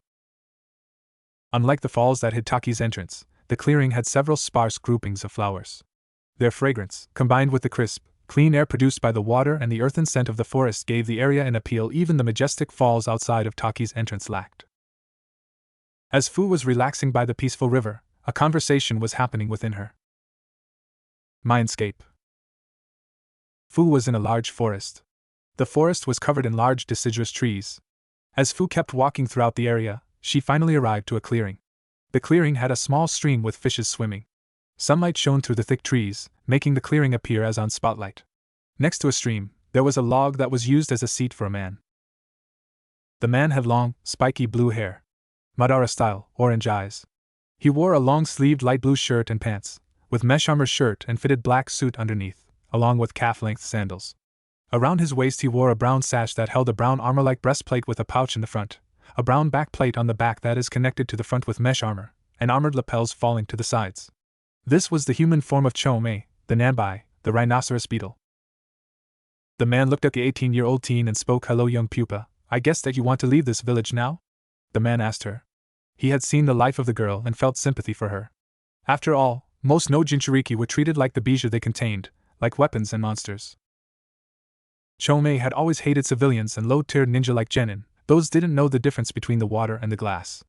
He somewhat respected the jonin and Anbu, seeing as they knew the difference between a scroll and a kunai. "Yes, I am Chomei," the minted-haired girl said with a cheerful smile. The narrowed eyes that was returned made her drop the expression. She changed her face to neutral and nodded her head. "Yes, I am ready to leave this hellhole of a village." The Jinchuriki spoke. "I can help you escape, Fu.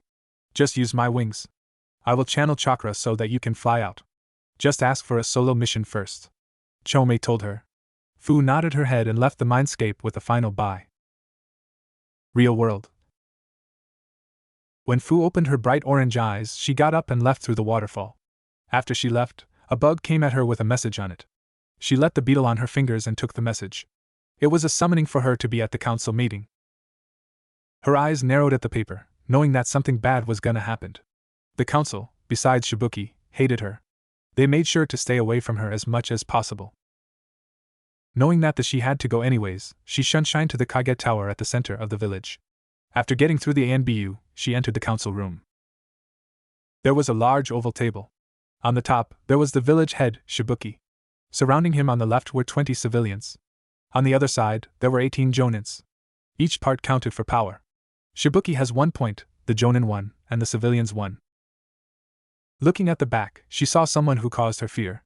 Kakuzu, a missing ninja from her own village. The other man she didn't know, but she suspected was a bit weaker or stronger than Kakuzu. Fu turned to the council and put up a cheerful facade. "What can I do for the honorable council today?" she questioned. One of the civilians sneered at her and said, "Demon bitch, you are going with Kakuzu-sama." Looking at Kakuzu with fear. Once he said this, Fu's eyes widened in unhidden fear, much to the glee of the civilians as well as some of the jonin. Fu quickly shunshined outside the village and grew her wings. Inwardly asking her friend to channel chakra to them, she flew off as fast as she could. She flew through some hand signs and spoke Mizu Bunshin no Jutsu. 5 clones appeared next to her, and all flew in different ways. As she was flying, she spread out her senses to see if the 2 people were chasing her. She sensed 2 chakra signatures right behind her and 2 larger chakra signatures to her northern left, 5 minutes away. Just as she was about to head to them, hoping for help, she felt a thread wrap around her legs. Fu struggled against it, but Kakuzu was stronger, and she was pulled towards him. Trying to buy some time, she went through the required hand signs and shouted out, "Hidden!" Rinpungakure no Jutsu. The powder exploded, creating bright light that blinded the 2 Akatsuki members and leaving Fu to escape. The Jinchuriki jumped towards the tree and flew off towards the chakra signatures. She was once again caught after 3 minutes when the man named Haiden threw his triple-bladed scythe that wrapped around her. She tried to escape, but her efforts were futile. The 2 partners carried the little girl to their nearest base. As they were moving, Fu kept struggling against the scythe. Finally breaking out, she fought them using her tenant's chakra. It didn't cover her in a red cloak since she had control over it. She went through the scythe and flew in front of them. Deciding that running was incompetent, she decided to fight them until the chakra signatures came. Chomei had informed her that one was a Jinchuriki, and she hoped that she could help her. Mojoro the genin spoke as she blew towards the missing Nin. From her mouth came a huge web that flew straight at them. It covered them, but Haiden used his scythe to cut through it. The webs being enhanced with Bijou chakra, the scythe didn't work and was rebelled. The webs that touched the 2 members started to drain their chakra. While they was being drained, Kakuzu unleashed 3 of his masks and let loose 3 jutsu. The strange mask that had a 4-legged body with thin wings let out Futon, de Tapa. The mask with a demonic, beaked bipedal used Suetun, Taki no Takuniku. The mask of a deformed bipedal used Raitun, John. The collaboration jutsu tore through the net and went straight towards Fu. Futon, Cho Udama Karasengan. A huge, spinning ball of fire came out of nowhere and struck the other jutsu. Naruto and Satsuki. Naruto and Satsuki narrowed their eyes at the giant combo jutsu. Knowing that she wouldn't be able to stop it since she gave out spikes of fear, the 2 best friends put their hands together. Naruto created a futon, Rasengan, and made it grow bigger and bigger until it was the same size as the other jutsu. Satsuki blew a small continuous stream of fire that surrounded the Rasengan. It collided with the wind and created a giant, spinning Rasengan that was covered in fire. They both held it with their hands and collided with the dangerous water vortex of lightning. Futon, Cho Udama Karasengan. The vortex of water and ball of fire collided and created a bunch of steam with the lightning being decapitated. Naruto kicked the uncovered Cho Udama Rasengan towards Kakuzu and Haiden. The 5-hearted man and Jashinus dodged the attack and looked at the 2 arrivals. Haiden looked at his partner and told him, "I'll fight the fucking blonde, you take that black-haired bitch." Satsuki told Naruto, "Take the gray hair, I'll take the other one." Kakuzu vs. Satsuki. Satsuki and Kakuzu charged forward toward each other, both shooting their right fists forward. The 2 fists slammed into each other, but neither shinobi gave an inch. Satsuki then quickly threw a left hook. Kakuzu just moved his head, effectively dodging it. The 2 then jumped back several feet. Kakuzu could feel how strong Satsuki's chakra was. At least he sensed how strong the amount he put out was. Kakuzu, knowing that this wouldn't end well if he went easy, quickly tore off his Akatsuki coat, revealing his purple shirt and gray pants underneath. "I'll finish this quickly, so I can hurry up and get the Jinchuriki and be able to get bounties." Before Satsuki could even respond, Kakuzu jumped several feet into the air, ripped the mask off his face, revealing his long black hair and stitched up mouth. He then performed a couple hand signs, lightning style, false darkness. Kakuzu's mouth opened, the stitches tearing out, and a bolt of lightning shot out of it. It came rushing down at Satsuki at an incredible speed. Satsuki didn't have enough time to dodge, so she had to counter. She quickly formed Raikiri with her right hand, lifted it, and quickly shot it forward. She cut right through the lightning bolt, but she could feel the pain of being hit with it the whole way. Satsuki's lightning blade quickly faded and she grabbed her arm in pain. It felt as she had cut through several trees with his bare hand, only without any chakra to help him.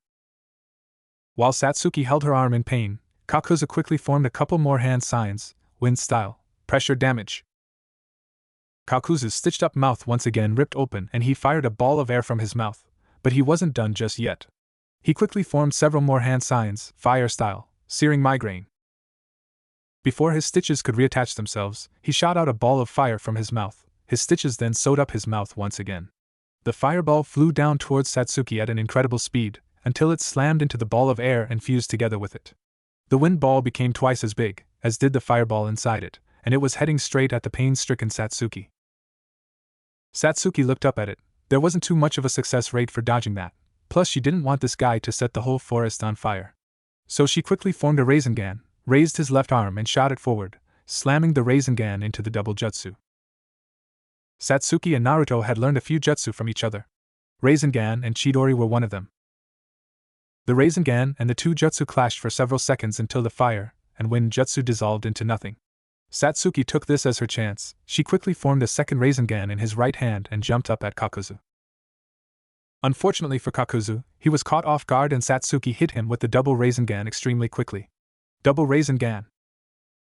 Satsuki grinded the two Rasengans into Kakuzu's chest until she tore two separate holes through his chest. The Rasengan then exploded. This sent Kakuzu flying 20 feet away. He busted through several trees, and when he hit the ground, he examined his body. Satsuki had taken out 2 of his 5 hearts already. The holes in Kakuzu's chest quickly reformed, the threads of his body weaving together. Satsuki watched as this happened. She couldn't help but think, what the fuck? His body is made of threads?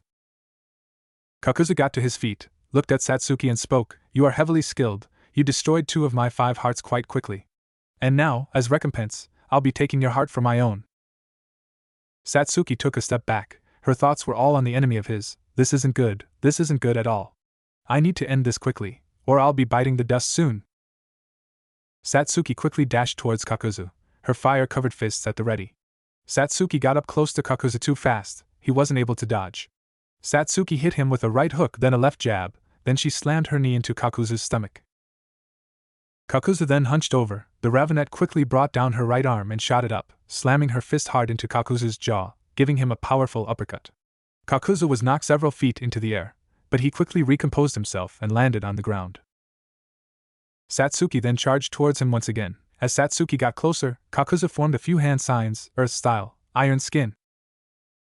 Satsuki threw a right hook at Kakuzu and it connected with his face, but Kakuzu acted as if he barely felt it. Satsuki looked up at him and noticed his skin had turned red. Shit. Kakuzu then threw a heavy right haymaker at Satsuki. It connected dead on with her face. This punch sent Satsuki flying for several feet. She quickly recomposed himself and landed behind a group of trees, wiping the blood that was trickling from out her bottom lip and down onto his chin, onto his sleeve. She then quickly and silently performed the Shadow Clone Jutsu, creating 2 more of herself.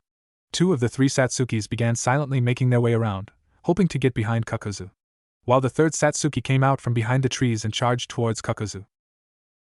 Kakuzu didn't know what his opponent had done and he didn't care. He was too pissed off to locate any kind of deception or care for it. Kakuzu was extremely angry, so he was going to finish this now. He began forming a dozen or so hand signs. At the same time, one of the 3 Satsukis was hiding behind a nearby tree, gathering her chakra. Once she had gathered enough, the teen formed a dozen or so hand signs, put both of her hands into a claw shape, crouched down, and put them near the ground. Chakra began to appear around her hands. The chakra became more and more violent looking. It began to spin around Satsuki's hands, until finally it turned into lightning. Raitan, te no sure. Satsuki quickly formed 2 lightning blades, stood up and charged forward, toward Kakuzu. Kakuzu noticed the second Satsuki appear from behind a tree, and was about to finish his hand signs and perform his most powerful jutsu, but before he could, the 3rd Satsuki appeared behind him and stuck him in a full Nelson. Kakuzu tried to fight her off, and it was beginning to work, but Satsuki was only 7 feet away from him, charging forward towards him with 2 lightning blades. Shit! Earth-style jutsu is the last kind of jutsu you want to use to defend against lightning-style jutsu. Before Kakuzu could dispel the jutsu, Satsuki got close to him, and thanks to the lightning blades, she was able to slam both of her hands through Kakuzu's chest once again. They went straight through him and destroyed Satsuki's own shadow clone in the process. Satsuki had destroyed 2 more of Kakuzu's hearts. Kakuzu's iron skin jutsu faded. He slammed down onto his knees and passed out. Satsuki pulled her hands out of Kakuzu and stood up straight. Then, Kakuzu caught Satsuki off guard by jumping up at her. He was supposed to be unconscious, but Satsuki reacted quickly by slamming her fist into Kakuzu's face, knocking him back down onto the ground. Satsuki knew that she had to finish this now. If she didn't, he might become overwhelmed. She quickly formed an abnormally sized Rasengan in his right hand and slammed it down into Kakuzu's chest. It fluctuated for several seconds before it exploded. Once the light from the explosion faded, Satsuki was standing over Kakuzu's limp, non-moving body. She had destroyed Kakuzu's final heart. Satsuki began to pant. She had used a large amount of chakra in a short amount of time. That was never a good thing. She walked towards Fu, knowing that she was a Jinchuriki. When she got there, she said hello and sat down. Fu went through a few hand signs and covered Satsuki in her nets. Satsuki was too tired to dodge, so she got trapped. The webs healed her, much to her astonishment, and she smiled and thanked Fu. Naruto vs. Haiden. Haiden began to walk towards the Jinchuriki. Haiden's walk quickly turned into a run. Haiden began to shriek as he came close to Naruto. Ah! Haiden jumped into the air and came down at Naruto with his scythe. Naruto quickly rolled to his right, avoiding Haiden's scythe. Haiden quickly swung his scythe to his left, towards Naruto. Naruto jumped back, dodging the triple-bladed scythe once again. Haiden quickly turned towards Naruto and charged towards him again, and when he got close to him, he unleashed a barrage of swings with his scythe. Take this! Hiya!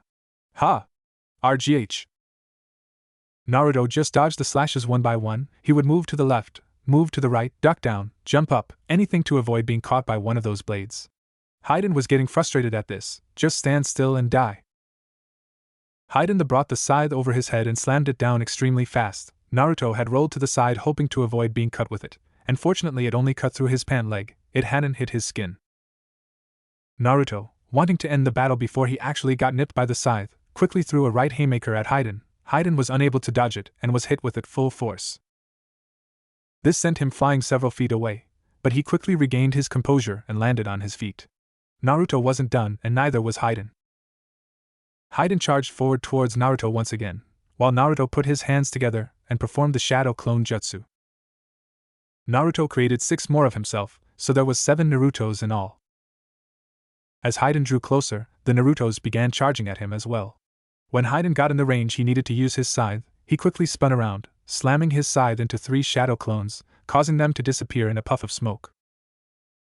While 3 of the 4 remaining Narutos jumped upon Haiden, slamming him down onto the ground and pinning him there. As Haiden struggled to break free from the Naruto's grips, he began to curse, "What the hell, you little brat? Get the fuck off of me! Fucking get off me!" The last Naruto held out his right hand, his palm open, and without the help of another Naruto, he formed a Rasengan. He quickly jumped several feet into the air, and came plummeting down at Haiden. As the last Naruto got closer with his technique, Haiden just spoke 2 words, "Well fuck." Naruto was only 3 inches above Haiden, so he shot his right arm forward, slamming his Rasengan through his shadow clones and into Haiden. Naruto had slammed it into his gut. The Rasengan fluctuated for several seconds until it exploded. When the light from the explosion had faded, Naruto was standing over Haiden's body. There was a huge gaping hole in his torso. But there was no blood, no organs, or anything to be seen. This wasn't good. Naruto knew that he needed to kill Haiden quickly, so he got serious. Naruto created a futon, Rasen Shuriken, and threw it at the downed immortal. Haiden wouldn't be able to recover if his cells were destroyed now, can he? The wind shuriken hit Haiden and exploded, sending millions upon millions of tiny wind blades that destroyed the cells of the Jashinist. I could make it longer, but I have other things to write. After killing the Akatsuki member, Naruto went to see Fu and saw that both the girls were talking to each other. Fu and Satsuki saw the blonde come to them and looked over at him. When he finally got there, the Kyuubi Jinchuriki asked her, "Did Satsuki fill you in?" Fu nodded her head yes and said she did. "You want to create your own village named Uzumaki, and you want people like Jinchuriki to come there, yeah?" While she was explaining, "You came here, so any other goals?" she asked her fellow Jinchuriki. He nodded and told her that their other goal was to destroy Konoha. Fu had no problems and said, "I will join you guys. After all, Jinchuriki have to stick together, right?" she asked with a wink. "Tell them your reason. They are trustworthy," a deep voice echoed in her mind. She sighed and continued, "I also want to make many friends who will accept me. Who knows? Maybe I can be happy?" the ex-Taki ninja said. "Alright Fu, Naruto will take you to Yuzushiogakure and leave you there for a few days. There should be 3 other people there that will be friends with you, even if they know that you are a bijou container. Just be sure to train. Naruto and I have made a basic schedule, but you should implement it to your style. You should do more, but we don't have your skill set or your ability sheet, so you should make it on your own. We will be back in a few days. We have to go do some things. If you have any questions, Karen should be able to fill you in," Satsuki told her new ally. Fu only nodded, not believing that she would be free and actually would be liked. Naruto grabbed onto Fu's shoulder and teleported to Yuzu. After dropping her off, he teleported back to Satsuki, who he had secretly marked. The two crushes then started to travel to Tenchi Bridge. Tenchi Bridge. Team Kakashi had just arrived at Tenchi Bridge. Once they got there, Sai used his super beast imitating drawing technique to create small mice that scout out the Tenchi Bridge. After discovering that there are no traps or individuals on the bridge, thus ruling out the possibility of an Akatsuki ambush, Kakashi uses a henge to look like Hiriko. Before doing so, he tells Sai, the replacement for Sasuke or Satsuki Uchiha, Yamato, replacement for Naruto Uzumaki, and Sakura to be on standby in case something went wrong. Sai has short, straight black hair, and dark eyes which contrast with his translucent-looking pale skin. He carries a small backpack with his brush, scrolls, and ninja ink in it. He wears a short black and gray jacket with red straps, as customary of all root members.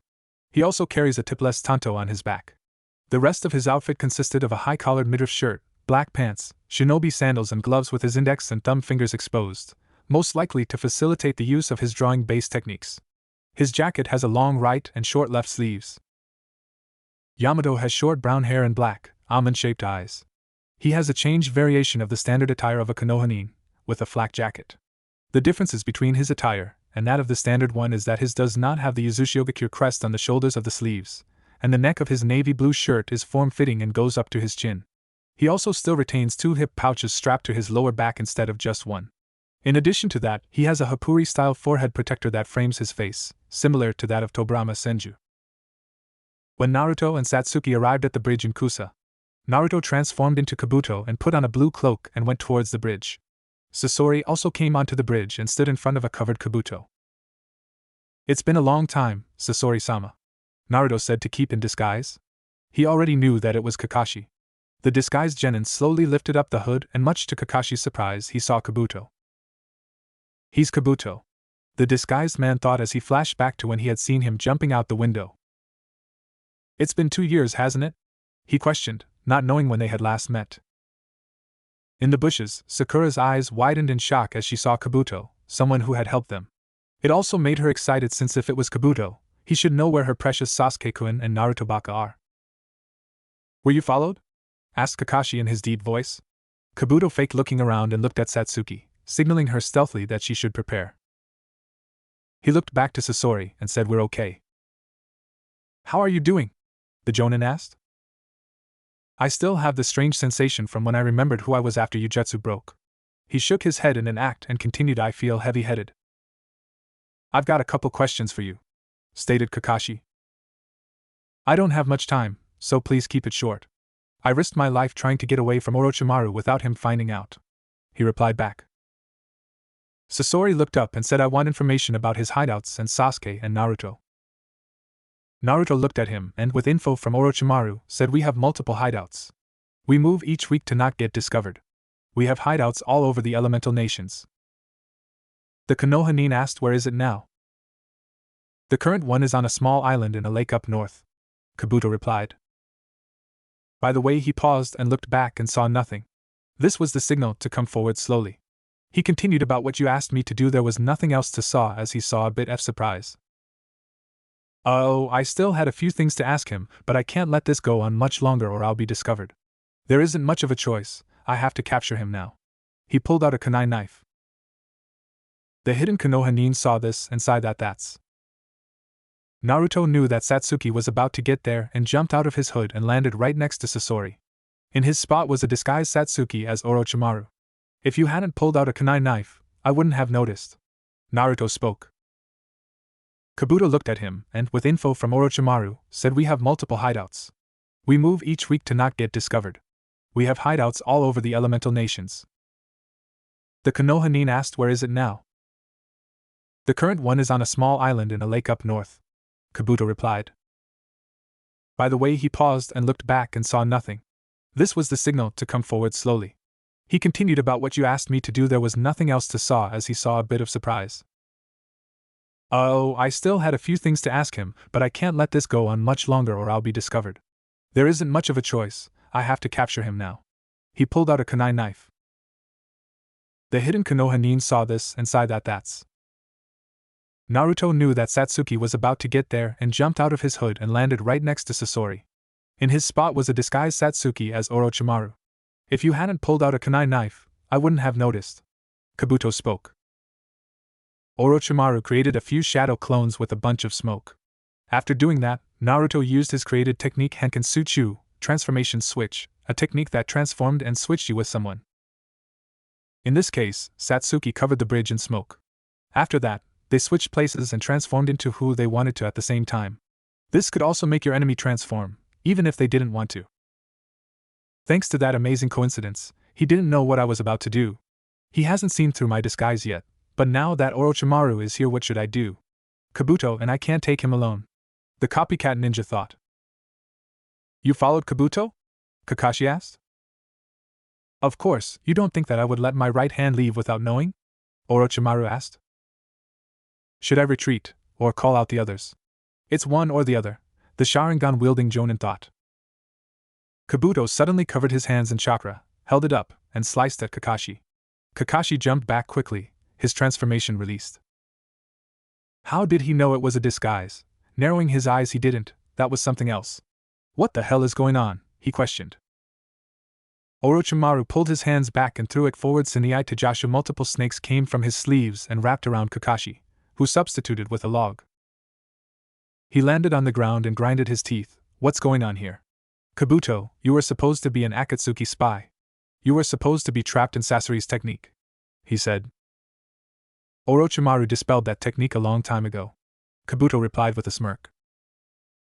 So you switched sides, but pretended to be under Sasori's control. The masked man exclaimed. Then, he narrowed his eyes. Is Orochimaru controlling you now? No, not at all, he replied. Orochimaru interrupted them by telling Kakashi, now then, why don't you call out the three little mice hiding behind you? He saw through all of it. Kakashi raised two of his fingers and moved it a bit forward, signaling Sai, Sakura, and Yamato to come out from hiding. The three saw his signal and nodded, blurring to the bridge and landing in a crouch.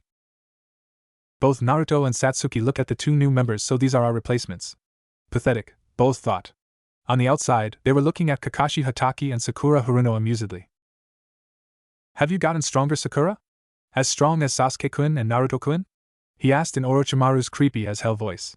Sakura's face settles into a snarl and lunges at Orochimaru.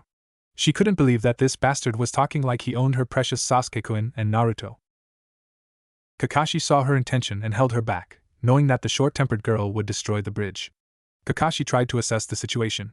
The whole team would not be strong enough to beat Orochimaru. Kabuto was on par with himself. He inwardly released a sigh, knowing that Orochimaru wouldn't let them escape. He, however, didn't expect Kabuto to suddenly say, we won't kill you for now. Konoha isn't our enemy, Akatsuki is. You also want to destroy Akatsuki. We'll let you go for now. After saying this, both Orochimaru and Kabuto turned around and started to walk away, leaving a frozen team behind them. Well, except for Sai, who quickly and discreetly created an ink clone. The real one followed Orochimaru and Kabuto without the others seeing, while the clone stayed with the team. At least, that's what he thought. Kakashi saw Sai creating a clone and narrowed his eyes. Tsunade-sama had told him that Sai was a root, so he was probably trying to get Satsuki and Naruto to Danzo so they could become weapons.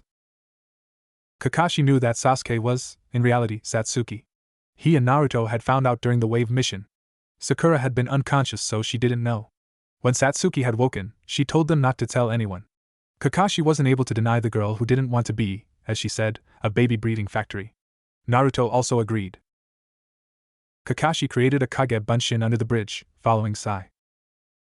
With Sai, Orochimaru, and Kabuto. Sai had followed Orochimaru and Kabuto into a forest. After getting a bit away from the rest of the Konoha team, both shinobi paused in their steps. Get out from hiding. Orochimaru spoke. Sai left the place he was hiding in and jumped down. He, however, didn't expect a sword going through his chest. The root Anbu froze there and looked at Orochimaru. 2 seconds later, he faded until there was only black ink left. The real Sai came from the ground and told him, I work for Danzo-sama, I am not your enemy. With a bullshit smile, there is something I need to discuss with you. Naruto tried to remember this Danzo until 5 seconds later he remembered. Danzo, that senile old relic, he's still breathing, is he? So what do you want to discuss? He asked the black-haired ninja. Still having his bullshit smile, he said, I have a message from Danzo-sama for you, Orochimaru-sama. Well, let's hear it. Orochimaru demands. Ever since your plan to destroy Konoha failed, Danzo-sama has been longing to be in contact with you, Sai tells him with an emotionless face. On the sidelines, Kakashi was still watching Sai. He widened his eyes as he realized Tsunade-sama was right.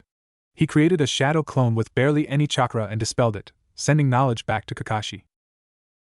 At Tenchi Bridge, Kakashi got the information from the clone and quickly stabbed the clone in front of him. Sai turned into pale, then into black ink. He told them of what he learned from his clone and had them go towards where his clone was. Back with Sai, that is all Danzo-sama told me to say. He spoke emotionlessly. Keeping up his acting, Orochimaru replies, I admit, that is interesting. He pauses for a bit. So how much of what you told me should I believe? He asked the replacement. Sai reached for his back and pulled out a scroll. Kabuto jumped from behind him and tackled his replacement to the ground. What's the big idea? She demanded. Now, that boy is about to join our ranks from today on. Orochimaru lied. Can we trust him? Kabuto played along. Sai interrupted them by requesting them to please look at that letter. It's from Danzo-sama to you. Gesturing towards the envelope that he had dropped when Kabuto tackled him. Orochimaru frowned and grabbed the envelope. Opening it, he read, Orochimaru, from now onwards, this boy will be working under you. So this Danzo wants me and Satsuki-chan?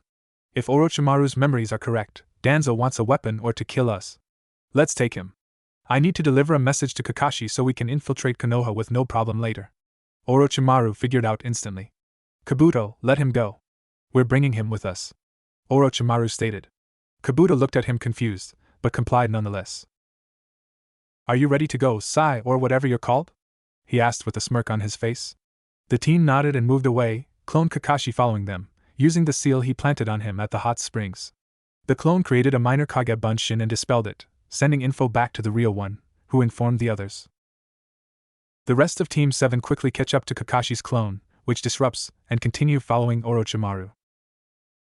We are Kabuto began before being interrupted by Orochimaru. I know. We're being followed.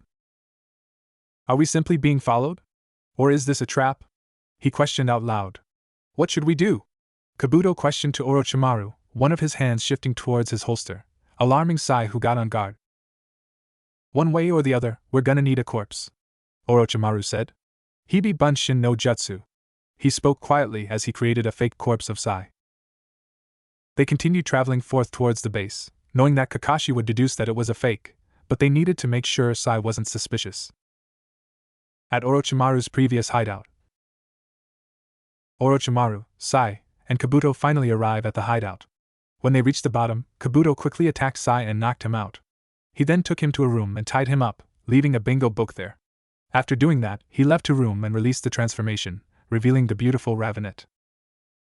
She then went to find her crush, finding him in another room inside the orange hideout. What's the plan, Naruto-kun? She questioned the blonde. The plan is, Naruto replies to her as he tells her the plan. Team 7 arrive at the hideout and went inside. Kakashi used the seal he had on Sai to find the room he was in. After finding it, Yamato uses his wood release hand tool manipulation to create a key from his fingers and opens the door. Thought we'd find you here, Yamato states as he looks at Sai using his bullshit smile. Nothing less from the Hokage's personal ANBUs and apprentice. I see the corpse did not fool you one bit, he said with the smile still on. Kakashi narrowed his visible eye and asked, what do you mean by that? He was struggling not to kill the brat, but he had to follow Tsunade-sama's orders. Kakashi, if Sai is a threat to either Naruto-kun or Sasuke, kill him. He isn't as important as them, she had told the Jonin.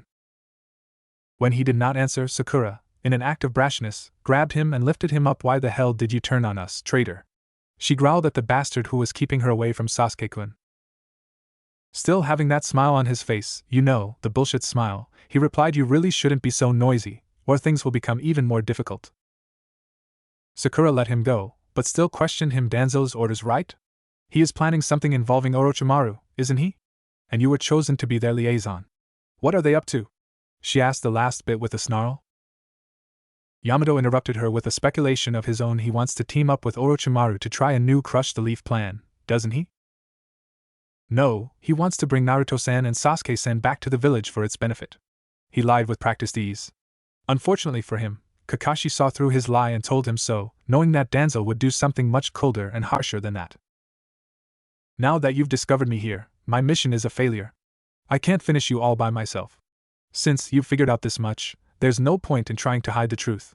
Giving them a startling stare, he continued, it's just as you said, we're trying to destroy the current Konoha. What? Sakura growled. I was taken in by Orochimaru with the understanding that I would help him conspire against Konoha. That was the true mission assigned to me. I'm also working as a spy, sending information about Orochimaru back to Danzo-sama. Kakashi pulled a kunai at his throat and told him to keep talking and don't leave anything out. So you're supposed to be in an alliance with Orochimaru while spying on him behind his back? Sakura summarized, no duh ID 10T, that's what he said. Seeing the pale boy nod, she continued what she was saying, that's so dangerous. The moment Konoha is destroyed, Orochimaru will inevitably betray us. It's a preventive way to keep us the upper hand. He told them. I see, Danzo wants Konoha to be his, and he's making it happen alone, Kakashi voiced in his mind. Sai continues, the information I write on my scrolls turn into small animals like mice and birds. That's how I can leak information without compromising my position. That's why I was chosen for that mission. He told them. If Konoha is thrown into chaos, lots of innocent people will die. Sakura screeches out, thinking about all the deaths that were caused by the Otosuna invasion from 3.5 years ago. If you don't like it, why are you a trained assassin, a person who kills innocents? Sai te Yamato, and I know you're from Root Anbu. We also know that Danzo had you undergo special training to help you kill your emotions, Kakashi told him. Sakura looked at him confused. Special training? Kakashi nodded and continued, in order to seal away all emotions, you underwent the vile training the hidden village of the Bloody Mist once used. The hidden village of the Bloody Mist? Wasn't that Zabuza's? Asked the band Sakura once again, thinking back to what Kakashi and Zabuza had told them back then. A long time ago, the hidden mist village was called the Bloody Mist Village, and you had to overcome a final ultimate trial in order to become a ninja. A battle to the death among the students. After tying Sai up with wood and about to create a Moku Bunshin, they were about to leave when he interrupted them. You should give up. Talking mostly to Kakashi and Sakura. I met Sasuke-kun. He told them, thinking back to when Orochimaru had led him to a room and locked him there with Sasuke next to him. His statement completely shocked the original Team 7 members. Sai continued on, Orochimaru is always with Sasuke-kun and probably with Naruto-kun as well. They realized the implications of that. To get to the two, they would have to fight Orochimaru. They weren't strong enough to do that. Well, that doesn't matter. I love Sasuke-kun and Naruto is my teammate and friend. We'll rescue them for sure. We are all teammates, Team 7, our bond. Sakura exclaimed while her inner exclaimed cha. Once we rescue them, Sasuke will end up marrying us and we'll be Mrs. Uchiha. I just died a little writing that. I also threw up. Sai looked at the girl's determination and sighed, thinking about what the pink bi girl said of bond. What about Orochimaru? He asked her. I don't care about him, our bond will destroy him. She told him idealistically, not realistically. Kakashi sighed at the foolishness of the notion. A bond might give you determination that would help you train to be strong, but the bond itself will never have enough physical will to hurt anyway, let alone Orochimaru. Ah well, let her live her childhood. Ignorance is bliss. Whoever said those words probably meant Sakura. Naruto was, while acting like a baka, he was pretty serious.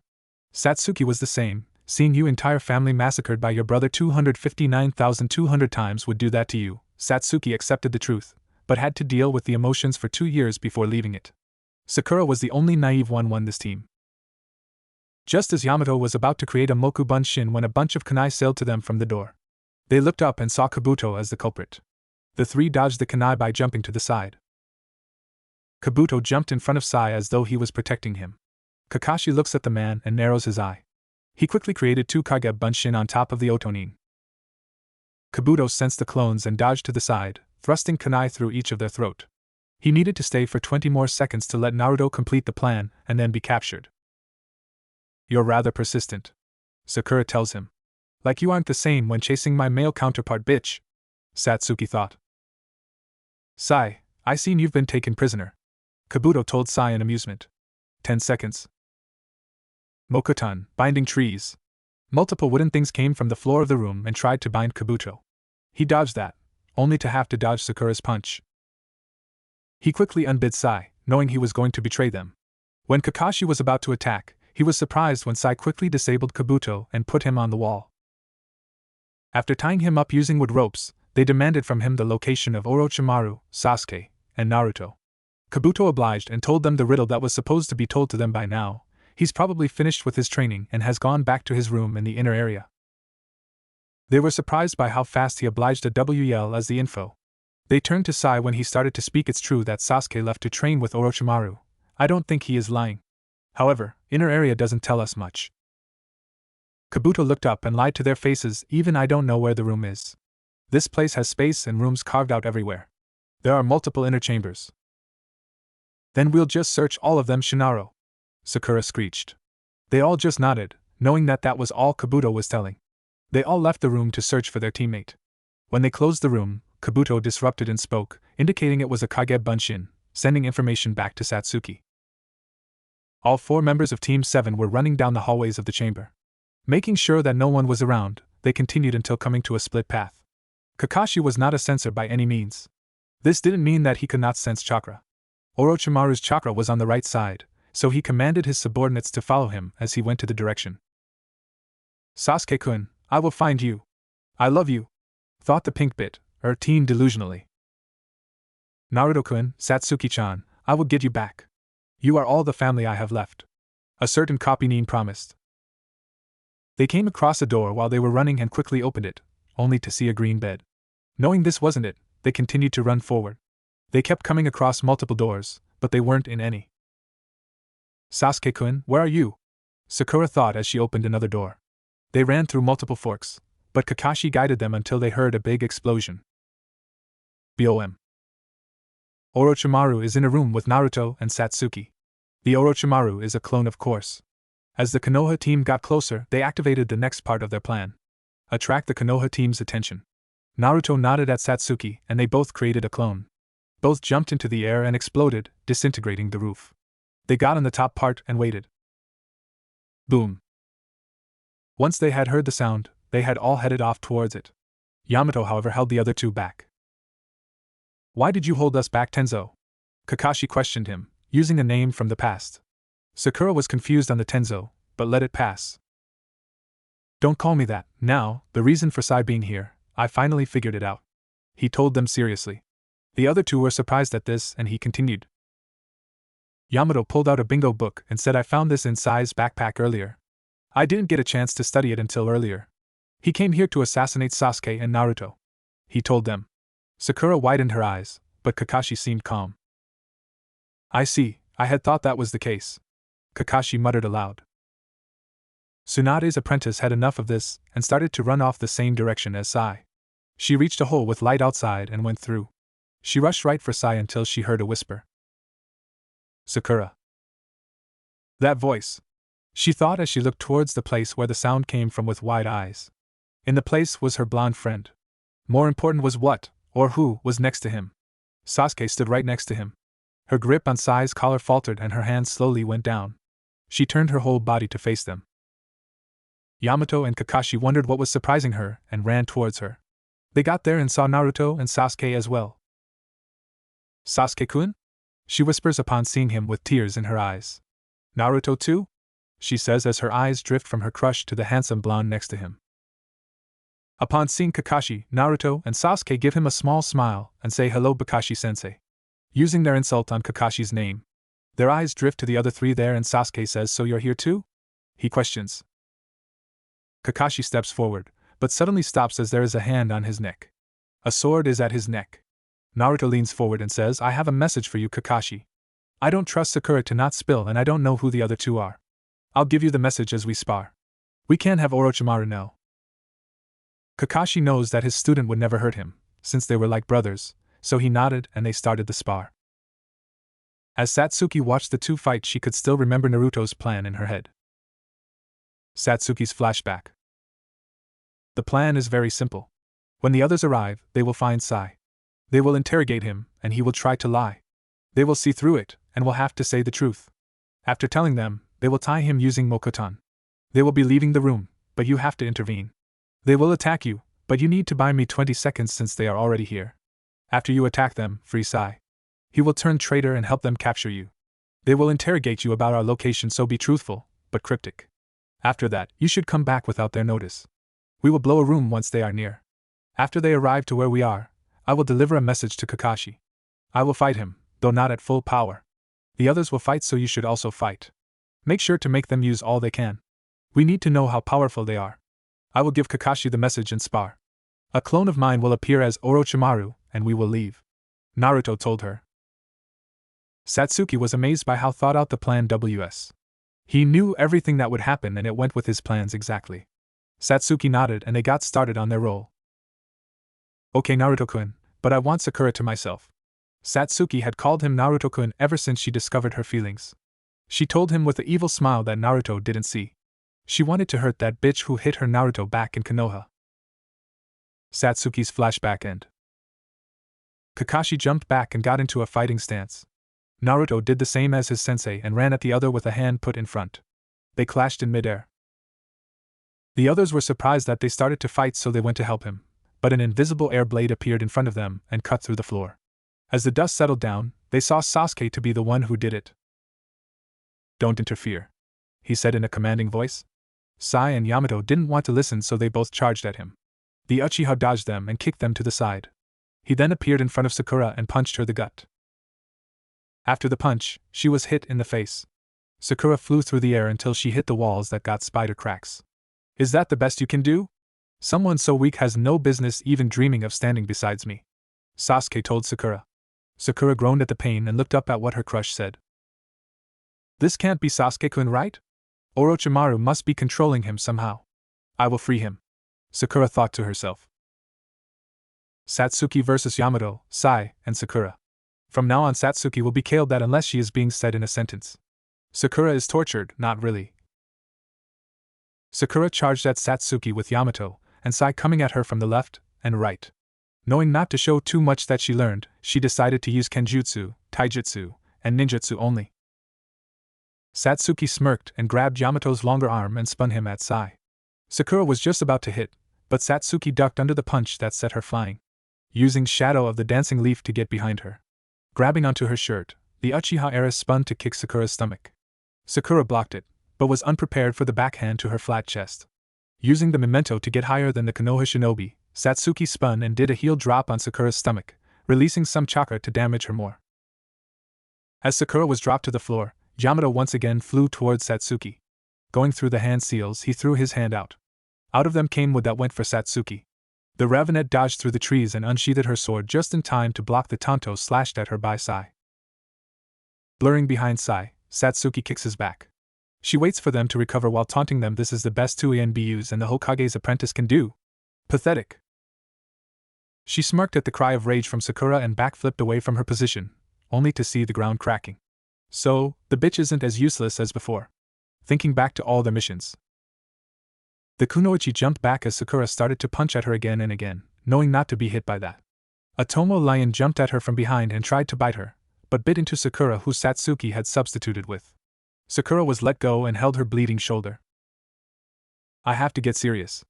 Hokage-sama said to get them back unharmed, but we don't have a choice, Yamato thought to himself as he observed the other two try to fight Satsuki.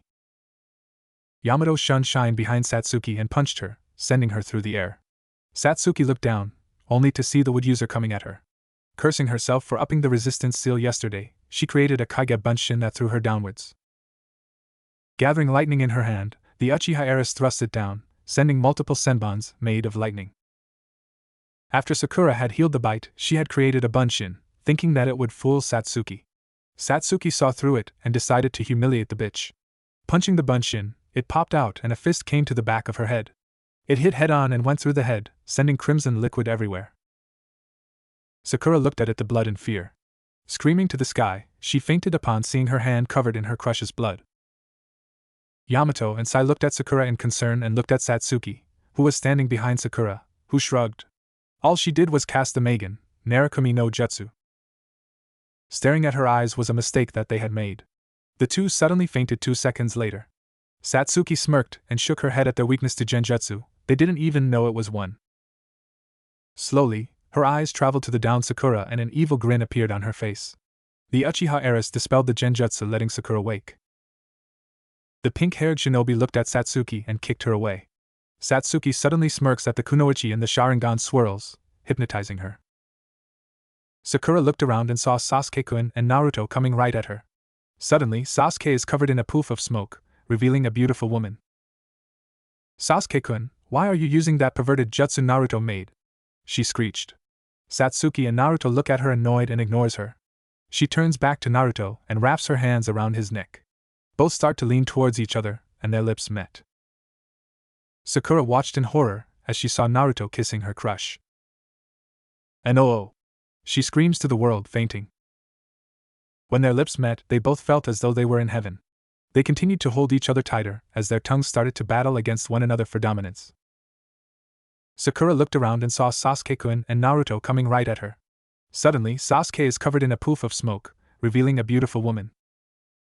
Sasuke-kun, why are you using that perverted jutsu Naruto made? She screeched. Satsuki and Naruto look at her annoyed and ignores her. She turns back to Naruto and wraps her hands around his neck. Both start to lean towards each other, and their lips met. Sakura watched in horror as she saw Naruto kissing her crush. Nuh! She screams to the world, fainting. When their lips met, they both felt as though they were in heaven. They continued to hold each other tighter as their tongues started to battle against one another for dominance in the genjutsu. Naruto vs. Kakashi. Kakashi jumped back and got into a fighting stance. Naruto did the same as his sensei and ran at the other with a hand put in front. They clashed in midair with their arms trying to dominate one another. Me and Satsuki need to stay here so we can kill Orochimaru, Naruto whispered to his teacher. He knew he could speak about Satsuki with his sensei since he already knew. So you are going to use this opportunity to kill Orochimaru?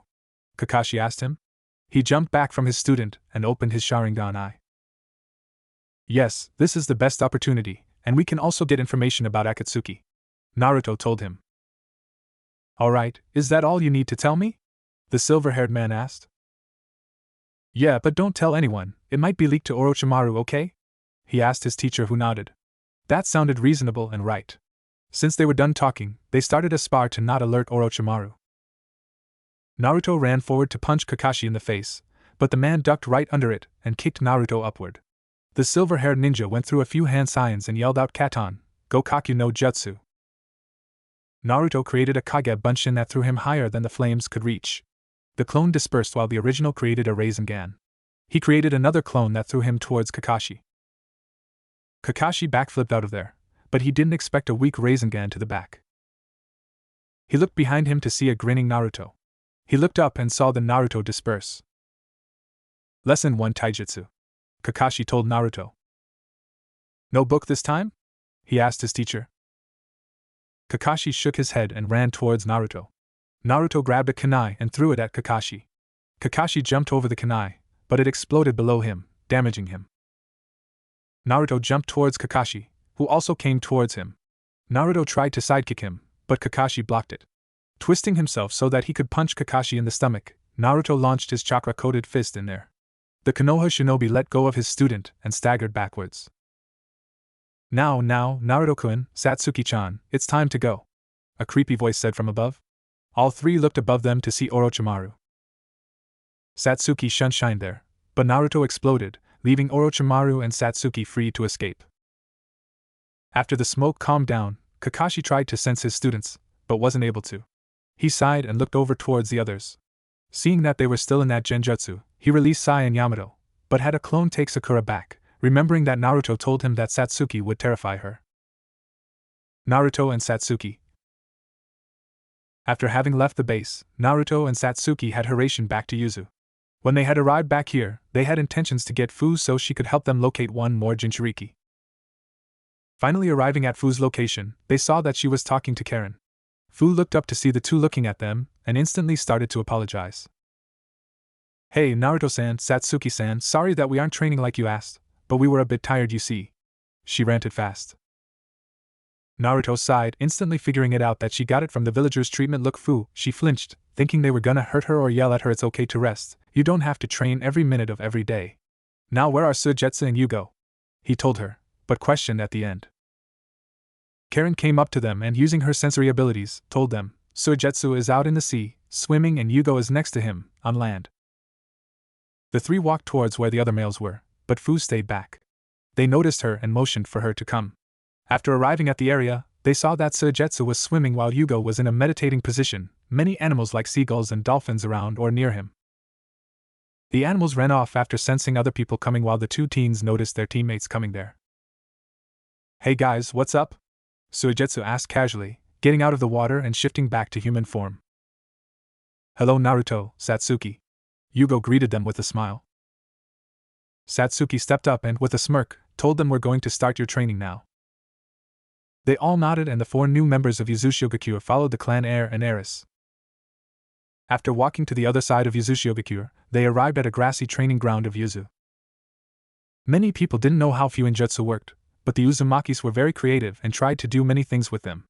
When Hashirama had come and they saw his ability Mokutan, they asked to store some of his chakra so they could grow vegetation. They imported many shipments of plants and trees and other similar things, and used the chakra to grow them, and they grew fast, becoming lush and ripe and fully grown in a week. They used a multiplier seal so that the chakra was limitless, so they were always good. "What are we going to do?" Karen asked her cousin, an obvious crush. It was pretty easy to read his emotions using her unique sensory abilities. The same was true for Satsuki, which she learned after the spike of jealousy. "You 4 are going to have a 1v1, and show all of your skills so we know what to train you in," the blonde Uzumaki replied to his aunt's daughter. They nodded while Satsuki paired them up, Fu versus Suigetsu and Karen versus Yugo. "Remember, show everything you can do. Don't injure or hurt each other," Satsuki told them. They nodded and stepped back as Fu and Suigetsu got ready. Sway versus Fu. Fu got in a stance that Chome had taught her. Her right hand horizontally parallel to her stomach with her left hand next to her face, vertically. The legs were bent at a certain angle, allowing her to do multiple tasks easily. Suigetsu took his sword off his back and got into the stance he was taught by his brother. Fu went towards Suigetsu as fast as she could and swept at his legs. He jumped to avoid this and brought down his decapitating carving knife onto Fu. Knowing that she couldn't dodge the huge blade, Fu took out a kunai and reinforced it with chakra. The loud sound of metal clashing echoed throughout the training ground. Both shinobi tried to gain the upper hand, but at the end, Fu won the struggle and threw the purple-eyed swordsman back. Suigetsu flew back, but was able to flip into position. "Nice, Fu." He complimented the mint-haired teen. Fu blushed at one of the few compliments she received, but quickly composed herself. Suigetsu put his sword back, knowing that the others already knew his capabilities as a swordsman, and went through the hand seals required for Mizu Bunshin no Jutsu. Water started to take shape until it formed into a second Suigetsu. Both ran towards Fu and kicked her, but she backflipped away, hitting Clone's chin and sending him upwards. She quickly jumped to the side to avoid the kick sent at her, and then blurred away, appearing high above him. "Taki Whirlwind!" She screamed as she flew down towards Suigetsu with her arms stuck out. A whirlwind-like force surrounded her while she came down. Suigetsu jumped away from Fu's target, which was the ground. When the orange-eyed woman hit the ground, a small crater formed, a foot wide and 1/2 foot deep. When Fu got out the crater, the Hozuki attacked her. They both threw punches and kicks, both getting damaged. After their little taijutsu clash, they both backflipped away from each other. They were about to attack each other once again, but the Kyubi Jinchuriki interrupted them. Their assessment. "Alright, you two, we've seen enough to know what you both need," he told them. They both nodded and headed towards their comrades/friends. "Alright, you both have good taijutsu, but you two are far too slow and weak. We're gonna put resistance seal on you," Satsuki told them, her Sharingan activated. They both nodded, knowing that they would be criticized. Besides, this would help them better themselves. They then looked towards Naruto, waiting for his own assessment. They were confused when he handed them 2 papers.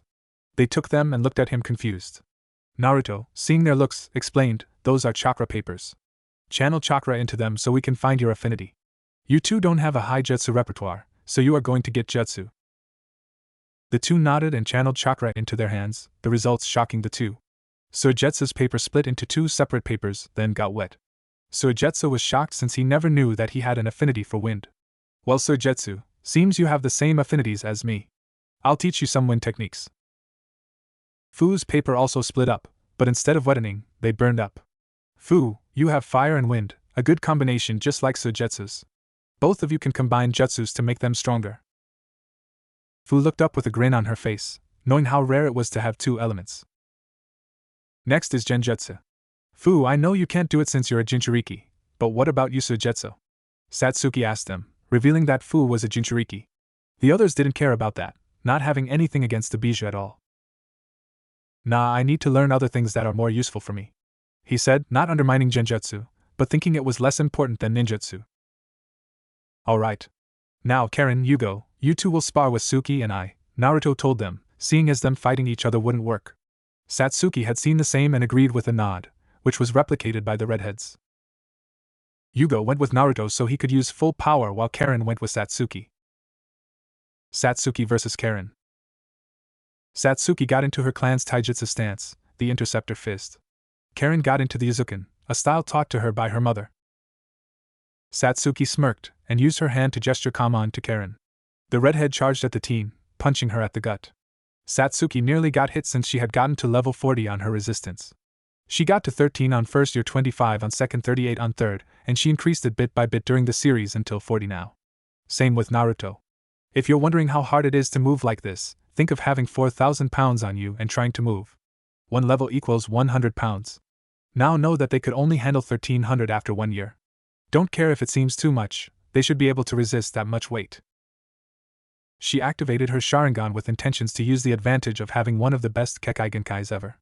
After activating the red and black eyes, she blurred in front of the Uzumaki, punching her in the face, forcing her to slide backwards. Karen suddenly had golden chains that came from her back, flying straight towards the Uchiha. Satsuki was able to dodge every one of them, jumping back from each of the chains coming at her. Naruto's was much faster than Karen's chains, so it was pretty damn easy. The redhead used the distraction from her chains to appear behind the clan heiress and aim a sweep to her legs. Satsuki sensed the move and backflipped over her, kicking her in the back of her head when Karen stood.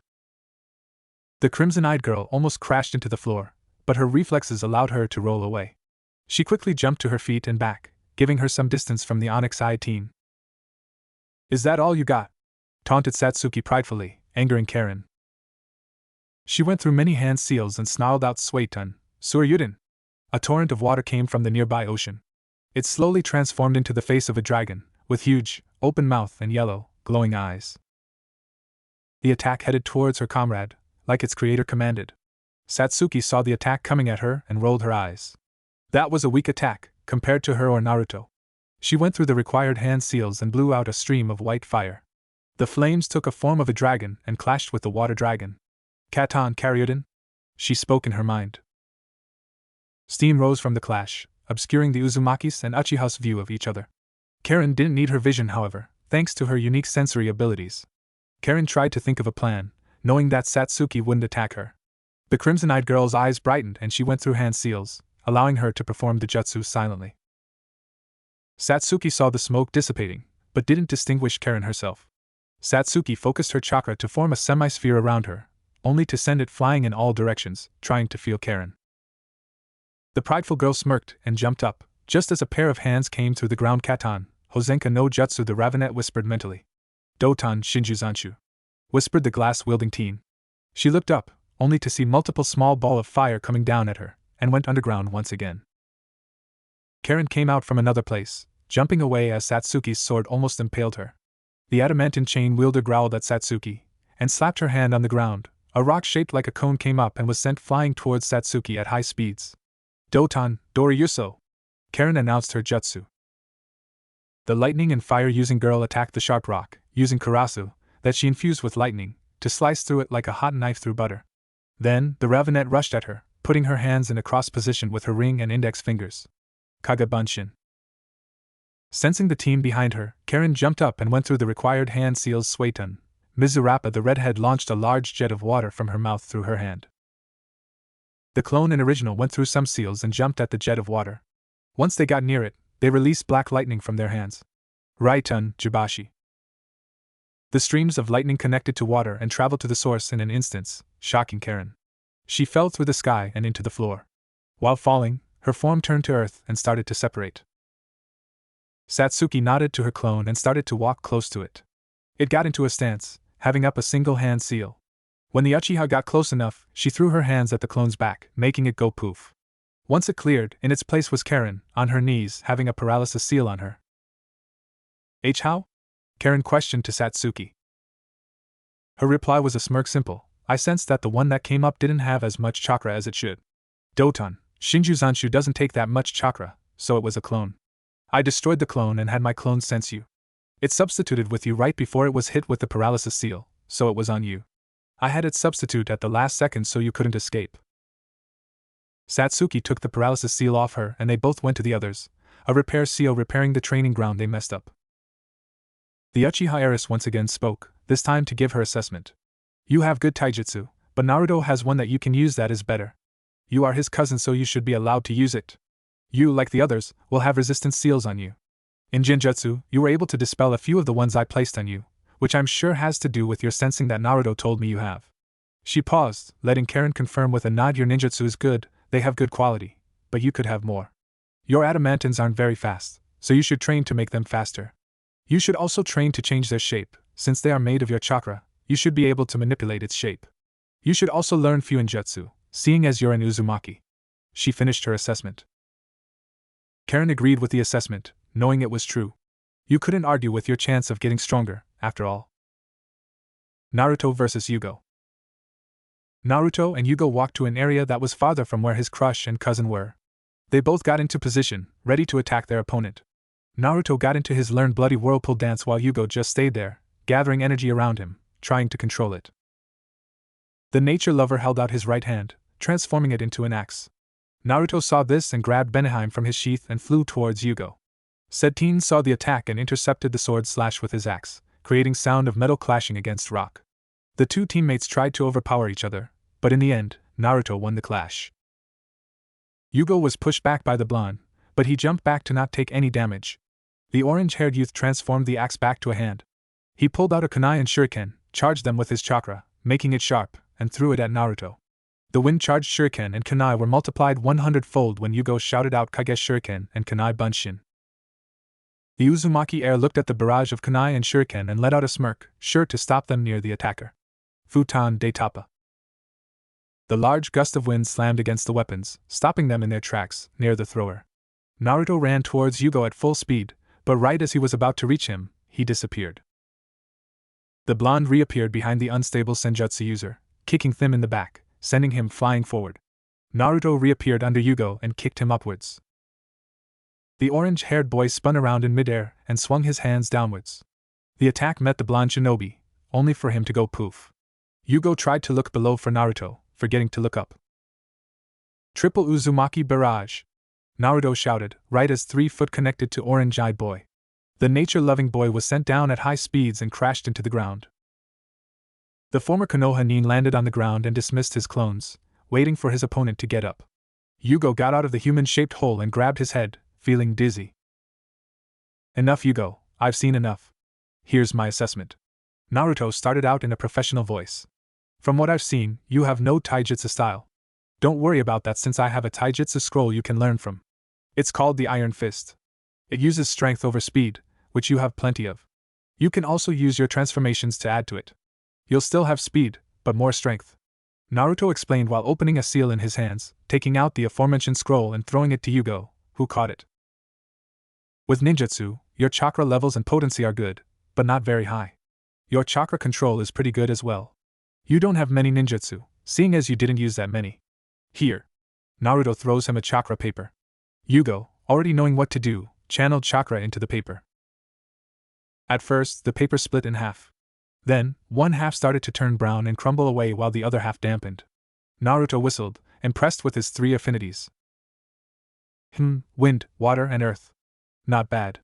Wind types are extremely rare and are always very powerful. Water can be used for both offensive and defensive, as well as supplementary. It can also be combined with wind to make it more powerful. Earth is used mostly for defense, but could be used for offense too. Naruto continued, explaining the affinities and benefits for Yugo's affinities. Genjutsu, I am not gonna even try and just say that you won't use it, right? Naruto asked with a roll of his eye. Yugo nodded his head, knowing that he wouldn't and couldn't use Genjutsu. They both headed towards their teammates. They arrived there a little earlier than Satsuki and Karen, so they watched the battle for a bit. After the battle, Satsuki and Naruto had headed off by themselves to make the schedule and training. Once they had completed the task, they both came back 10 minutes later. Alright, Karen, come with me, I need to put resistance seals on you too. Satsuki told the two women who followed her. Once they reached a faraway place from the boys, Satsuki told them to lay down so she could put the resistance seal up. She took out ink from a storage seal and started to draw the needed Fuin on Karen's navel. Once she finished, she moved on to Fu. After putting it on both of them and giving them control, all three headed back to the boys. Naruto had also drawn resistance seals on both boys and given them control. They waited for the girls to get back so he and Satsuki could tell the others what they would be trained in. The three they were waiting for arrived a minute later. Training for Fu, they trained for 8 hours a day. Naruto and Satsuki had both trained Fu in the ninjutsu parts. The first jutsu she learned was the Kage Bunshin, due to her being a Jinchuriki that granted her high chakra reserves, and had learned the jutsu very fast. After that, they had made her create as many clones as the orange-eyed girl could. The Uchiha and Uzumaki heir/heiress had made her create 500 clones each day for multiple tasks. The first 100 were to do chakra control exercises. They upgraded her from water walking to waterfall walking to Gojio Fuin water walking to Gojio Fuin waterfall walking. The blonde and Ravenet had also both trained Fu clones in her elemental affinities.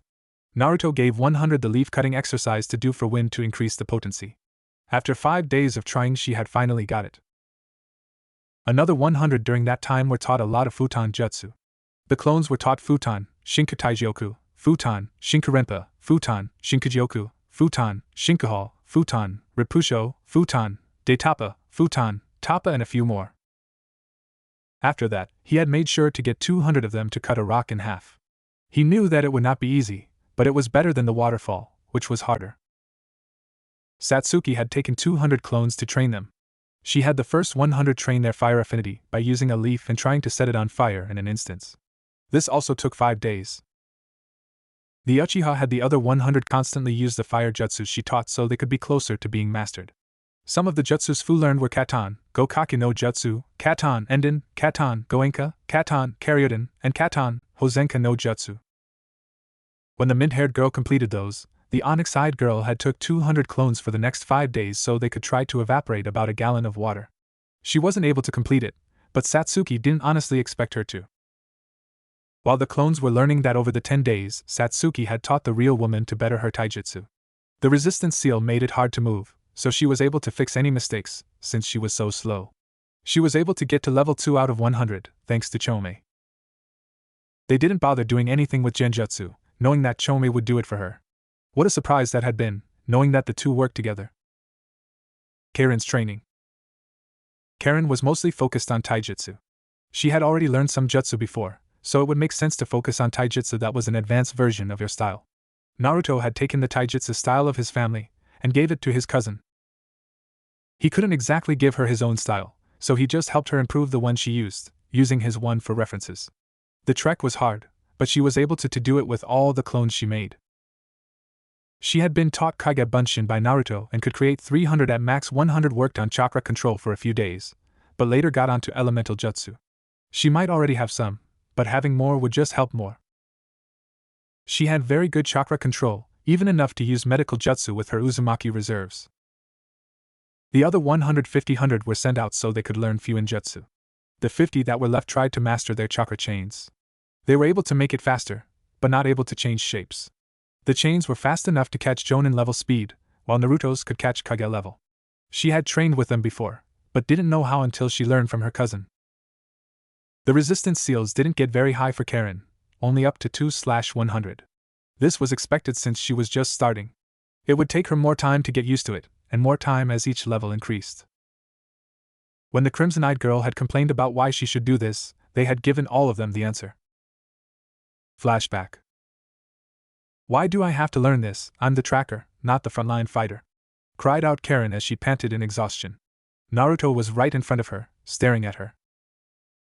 Just because you're the sensor and tracker in the team doesn't mean you can't fight. What happens if you're trapped by someone? What if all of us but you are exhausted, and you have to fight an ANBU who might kill us? You are an Uzumaki cousin, and Uzumaki live their lives without regret and never surrender, not even to the gods. The Uzumaki told her calmly. He then addressed all of them, but still looked at Karen. We all have our roles here, but we have to be able to fight. Me and Satsuki can sense people, but not like you. You are our sensor and tracker. Yugo and Satsuki can gather information with either the animals or Sharingan. All of us will, however, be frontline fighters. he told them. The blonde was right after all. They each had more than one field. The two Uzumaki and the Uchiha were the Fuinjutsu and sensors/trackers specialists. Though not as good as Karen's, the two cousins were the healers, due to their Uzumaki bloodline giving them the ability to heal people with bites, because of the life force they possessed. Yeah, I gave it to Naruto, deal with it. Satsuki and Yugo were the info gatherers, due to the aforementioned abilities. The boys and girls, but Karen, were the heavy hitters, specializing in ninjutsu, taijutsu, and or kenjutsu. Satsuki was the genjutsu specialist, due to the Sharingan. Naruto and Satsuki explained this to the other four, and they all understood. Karen too understood this and didn't complain again, and neither did any of the others. Flashback end. Yugo's and Seigetsu's training was similar to the others. They all had to adjust to the resistance seal, but they didn't get to another level. Yugo had to improve his taijutsu style that incorporated his transformations. Both of them had a small supply of ninjutsu, so they were taught more. Neither learned the Kage Bunshin since their chakra wasn't high enough to make it useful. Yujutoni was jumping through the trees, headed towards the village along with her team of Chunin. She had been assigned an assassination mission by the Reikage. She had accepted the B-ranked mission given to her by her father figure. The muscular man had asked her to choose 3 Chunin to go with her. The Nibi Jinchuriki wanted to choose 3 experienced Chunin to come with her so she could finish it faster, but there hadn't been enough. The blonde got stuck with rookie Chunin instead. The mission required her to assassinate a wealthy noble in the land of hot springs. The noble was apparently guarded by many samurais that were very skilled. At least, that's what the requester said. She had immediately gathered 3 random Chunin and headed out. Finally, all 4 Kumonin arrived at the outskirts Tsunami Town, the town where Zato, the noble, lived. She looked at the Chunin, transformed to look like normal civilians and make sure there are no traces that lead back to Kumo. Gather info, Yujuto ordered as she also transformed. Now she had long black hair that reached her lower legs, tied in a ponytail. Her face stayed the same, but now with no makeup on. Her kunoichi outfit was replaced with a blue t-shirt that exposed a bit of cleavage with black flames at the middle black, forming an upside-down V. She now had on black pants with blue shoes. The other 3 also had on civilian clothes. All 3 entered through the gates of the small town and walked about. Yujuto used her sharp hearing that Matatabi had granted her to listen around to gather information. She heard nothing useful, however, only casual conversations with the occasional business ones. As she continued to head further and further, she finally heard a conversation of Zato. "So we need to pay even more to Zato?" questioned a man. "Yeah, damn bastard making us more than we need to in tax. I wish I could destroy that castle of his. I wish I was a ninja," the other replied. Yujuto stopped listening as she had the information she needed and quickly headed towards her teammate's poorly concealed chakra signature. The blonde woman sighed in annoyance at the Chunin's incompetence. There could have been an enemy ninja who could easily kill them right now. Yujuto paused her walking. "If I go by myself, I should be able to assassinate this Zato and come back in time. I can't have their incompetence ruin the mission," the blonde woman thought to herself. Yujuto then turned from her destination and walked towards the giant castle in the middle of the town. The beautiful woman shook her head at the arrogance of the man. How could he foolishly believe that he wouldn't get hurt and not even try to hide? The Matatabi Jinchuriki walked through the doors and closed it behind her. She could destroy the entire palace, but then, the village would have economic issues that might trace back to Kumo, making it have to pay. Once the doors were closed, Yujuto blurred out of sight. She reappeared on the structures of the palace above. She quickly and silently made her way through the area, making sure on being quiet. The Kumo ninja arrived at where the door was below. She looked at the 2 guards right next to it. Discreetly molding her chakra, the knee smirked as she channeled lightning chakra to her hands. Even though it was not her chakra nature, she could still use it. Silently, claws slid from their hidden places from the small holes in her gloves. Lightning crackled around it as she quickly descended down to her opponents, a clone right beside her. She appeared behind the armored samurai and covered their mouths so they wouldn't scream and sliced her claws through the weakling. Her clone mimicked her actions and they both let go, causing the guards to land with a thud on the floor. The elite Jonin quickly took the guard's armor. Thank goodness that it was a woman and the armor was more comfortable. "You should strip the male too, you," a perverse voice echoed through her head. "Ma, so not the time," Yujuto screamed to the flaming Bijou. Had anyone realized that Bijou was actually Jubi with the bi in front?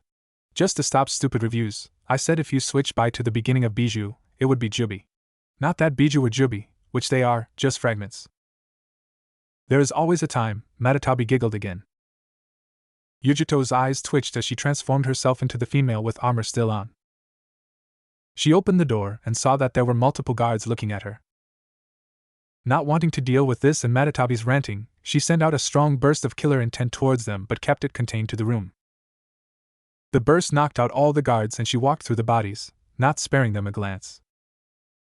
Maybe we can come back and have a th Matatabi perversely started but was interrupted by Yujito's mental shout. Ma, no! Yujito shouted in rage at what the millennium-year-old female said. She would not give her body to anyone. Spolsport, Matatabi pouted at her host. Besides, we already did it, so technically the woman was once interrupted by the heated shout of her lesbian host. Yes, I'm serious. Ma, that's only you and me, she admitted to the blue-haired woman inside her own mind. The Bija had corrupted her at a young age, but she had been far too disgusted to let any man have their ways with her, so she had made sure to only let Matatabi do that to her. Eventually, she grew to love her, even with the woman's quirks. In the real world, Yujito had reached the door that contained her target. She continued with her disguise and opened the doors once again. Why are you disturbing me? Zato asked. Zato has puffy black hair and wears a small pair of sunglasses as if to make himself look cool. He looked to be around 40. He also wears a purple suit that clashed horribly with his black tie.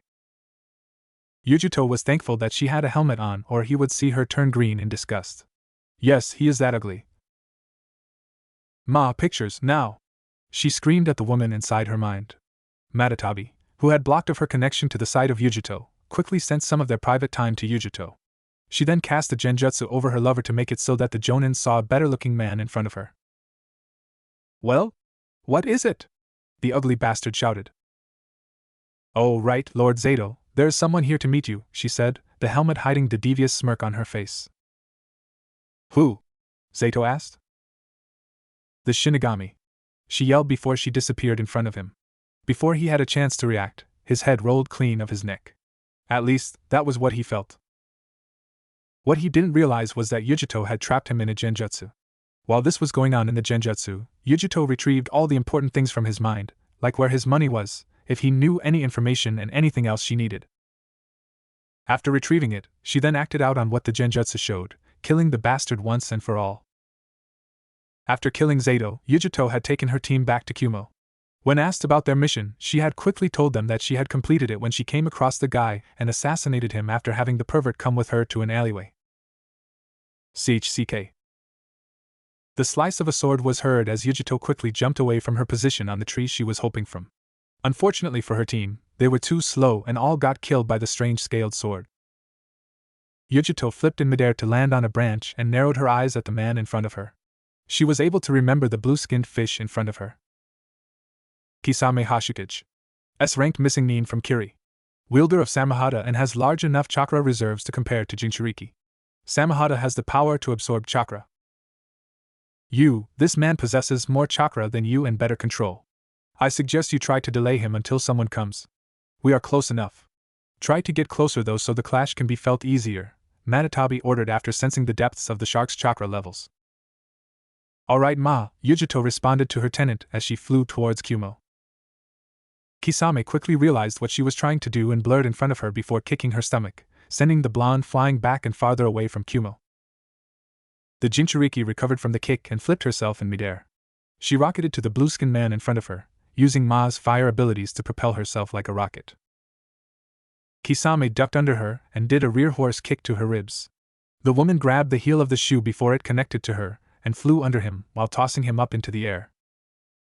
She quickly went through multiple hand seals and put her hand up as though she was holding something. A blue fire flickered into her hands and started to grow in size until it was the size of a house. Matatabi Arts, Hi Bakudan! She shouted as she did a flip and kicked it up, sending the scorching ball to Kisame. The shark man put his hands to his lips after going through the necessary hand seals. Suetun, Daikoden no Jutsu. Thrusting his hands forward, Kisame sent a large shark at the fireball. Unfortunately for Yujito, her fireball was destroyed and absorbed by the shark, causing it to grow even bigger. Unfortunately for the shark, the attack had been laced with Matatabi's chakra, so when it did absorb it, the shark started to disintegrate. Kisame growled in annoyance as his attack was made useless and decided to use another one that didn't absorb. Ma, what happened? Yujito asked, dumbfounded by how her firebomb and the shark were destroyed. My chakra was absorbed by the shark, and since all Bijou chakra is corrosive, he disintegrated, the brunette within her replied. The conversation ended when Kisame yelled out the name of another jutsu. Suetun, Suikoden no Jutsu. Once again, Kisame sent a shark at Yujito. Yujito dodged and flew up to where Kisame was falling. She sent a punch to his stomach, but he grabbed it and pulled her with one hand while swinging the unsheathed Samehada with the other. Yujito substituted with a piece of rock on the ground then appeared above him, trying to hit him in his face with a roundhouse kick. Kisame was sent flying into a tree below before he exploded in a shower of water. Another Kisame appeared above her, and she realized what he had done. Suetun Mizu Bunshin, he whispered into her ear as he slashed Samehada at her. The woman felt some of her chakra from her reserves get absorbed as she was sent to the ground. Quickly moving through the pain, she landed on her feet and looked up, just in time to catch Kisame's foot. So the saying, cats always land on their feet is true, huh?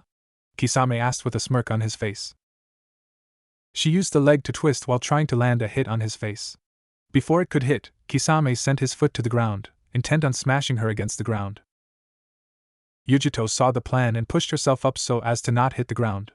She then focused Ma's chakra into her, lighting it on blue fire, and swung the appendage at Kisame. A blue arc made of fire was sent towards Kisame, who smirked and slashed at it with his sword, causing it to dissipate. Is that all you got?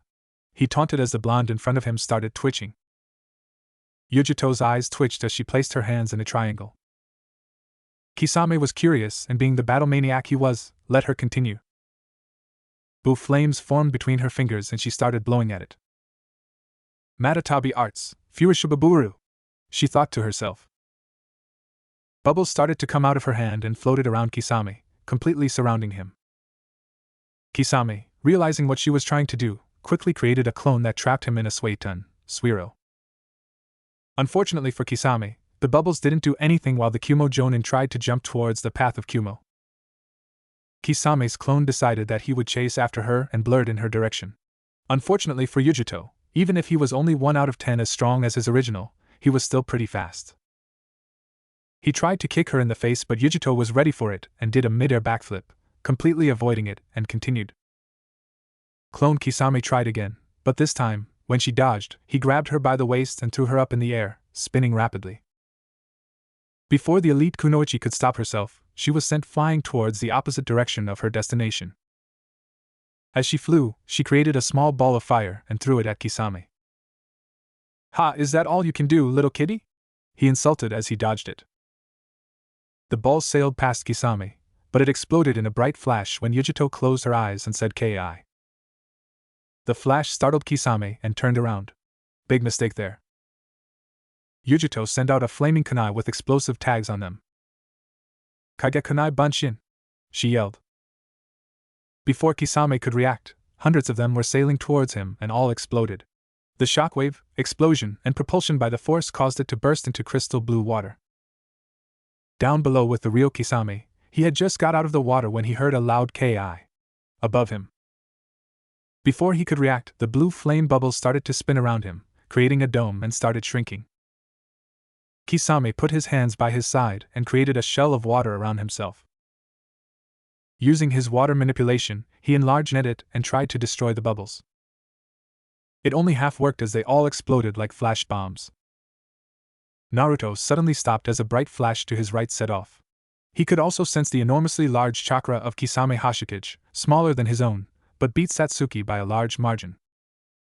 The blonde shinobi quickly changed direction towards the destination where a Jinchuriki might be located while relaying what he had sensed to his tram. Satsuki was quick to follow her newly discovered crush, as were the rest of Team Yuzu, but he looked at the 4 behind him and told them to stay put. They decided to do as told, even though Sujetsu growled at the chance of missing a fight, especially one with Kisame Hashikage and a chance of getting Samehada. They quickly arrived at the flash and Naruto saw Kisame fighting a blonde woman, probably a Jinchuriki.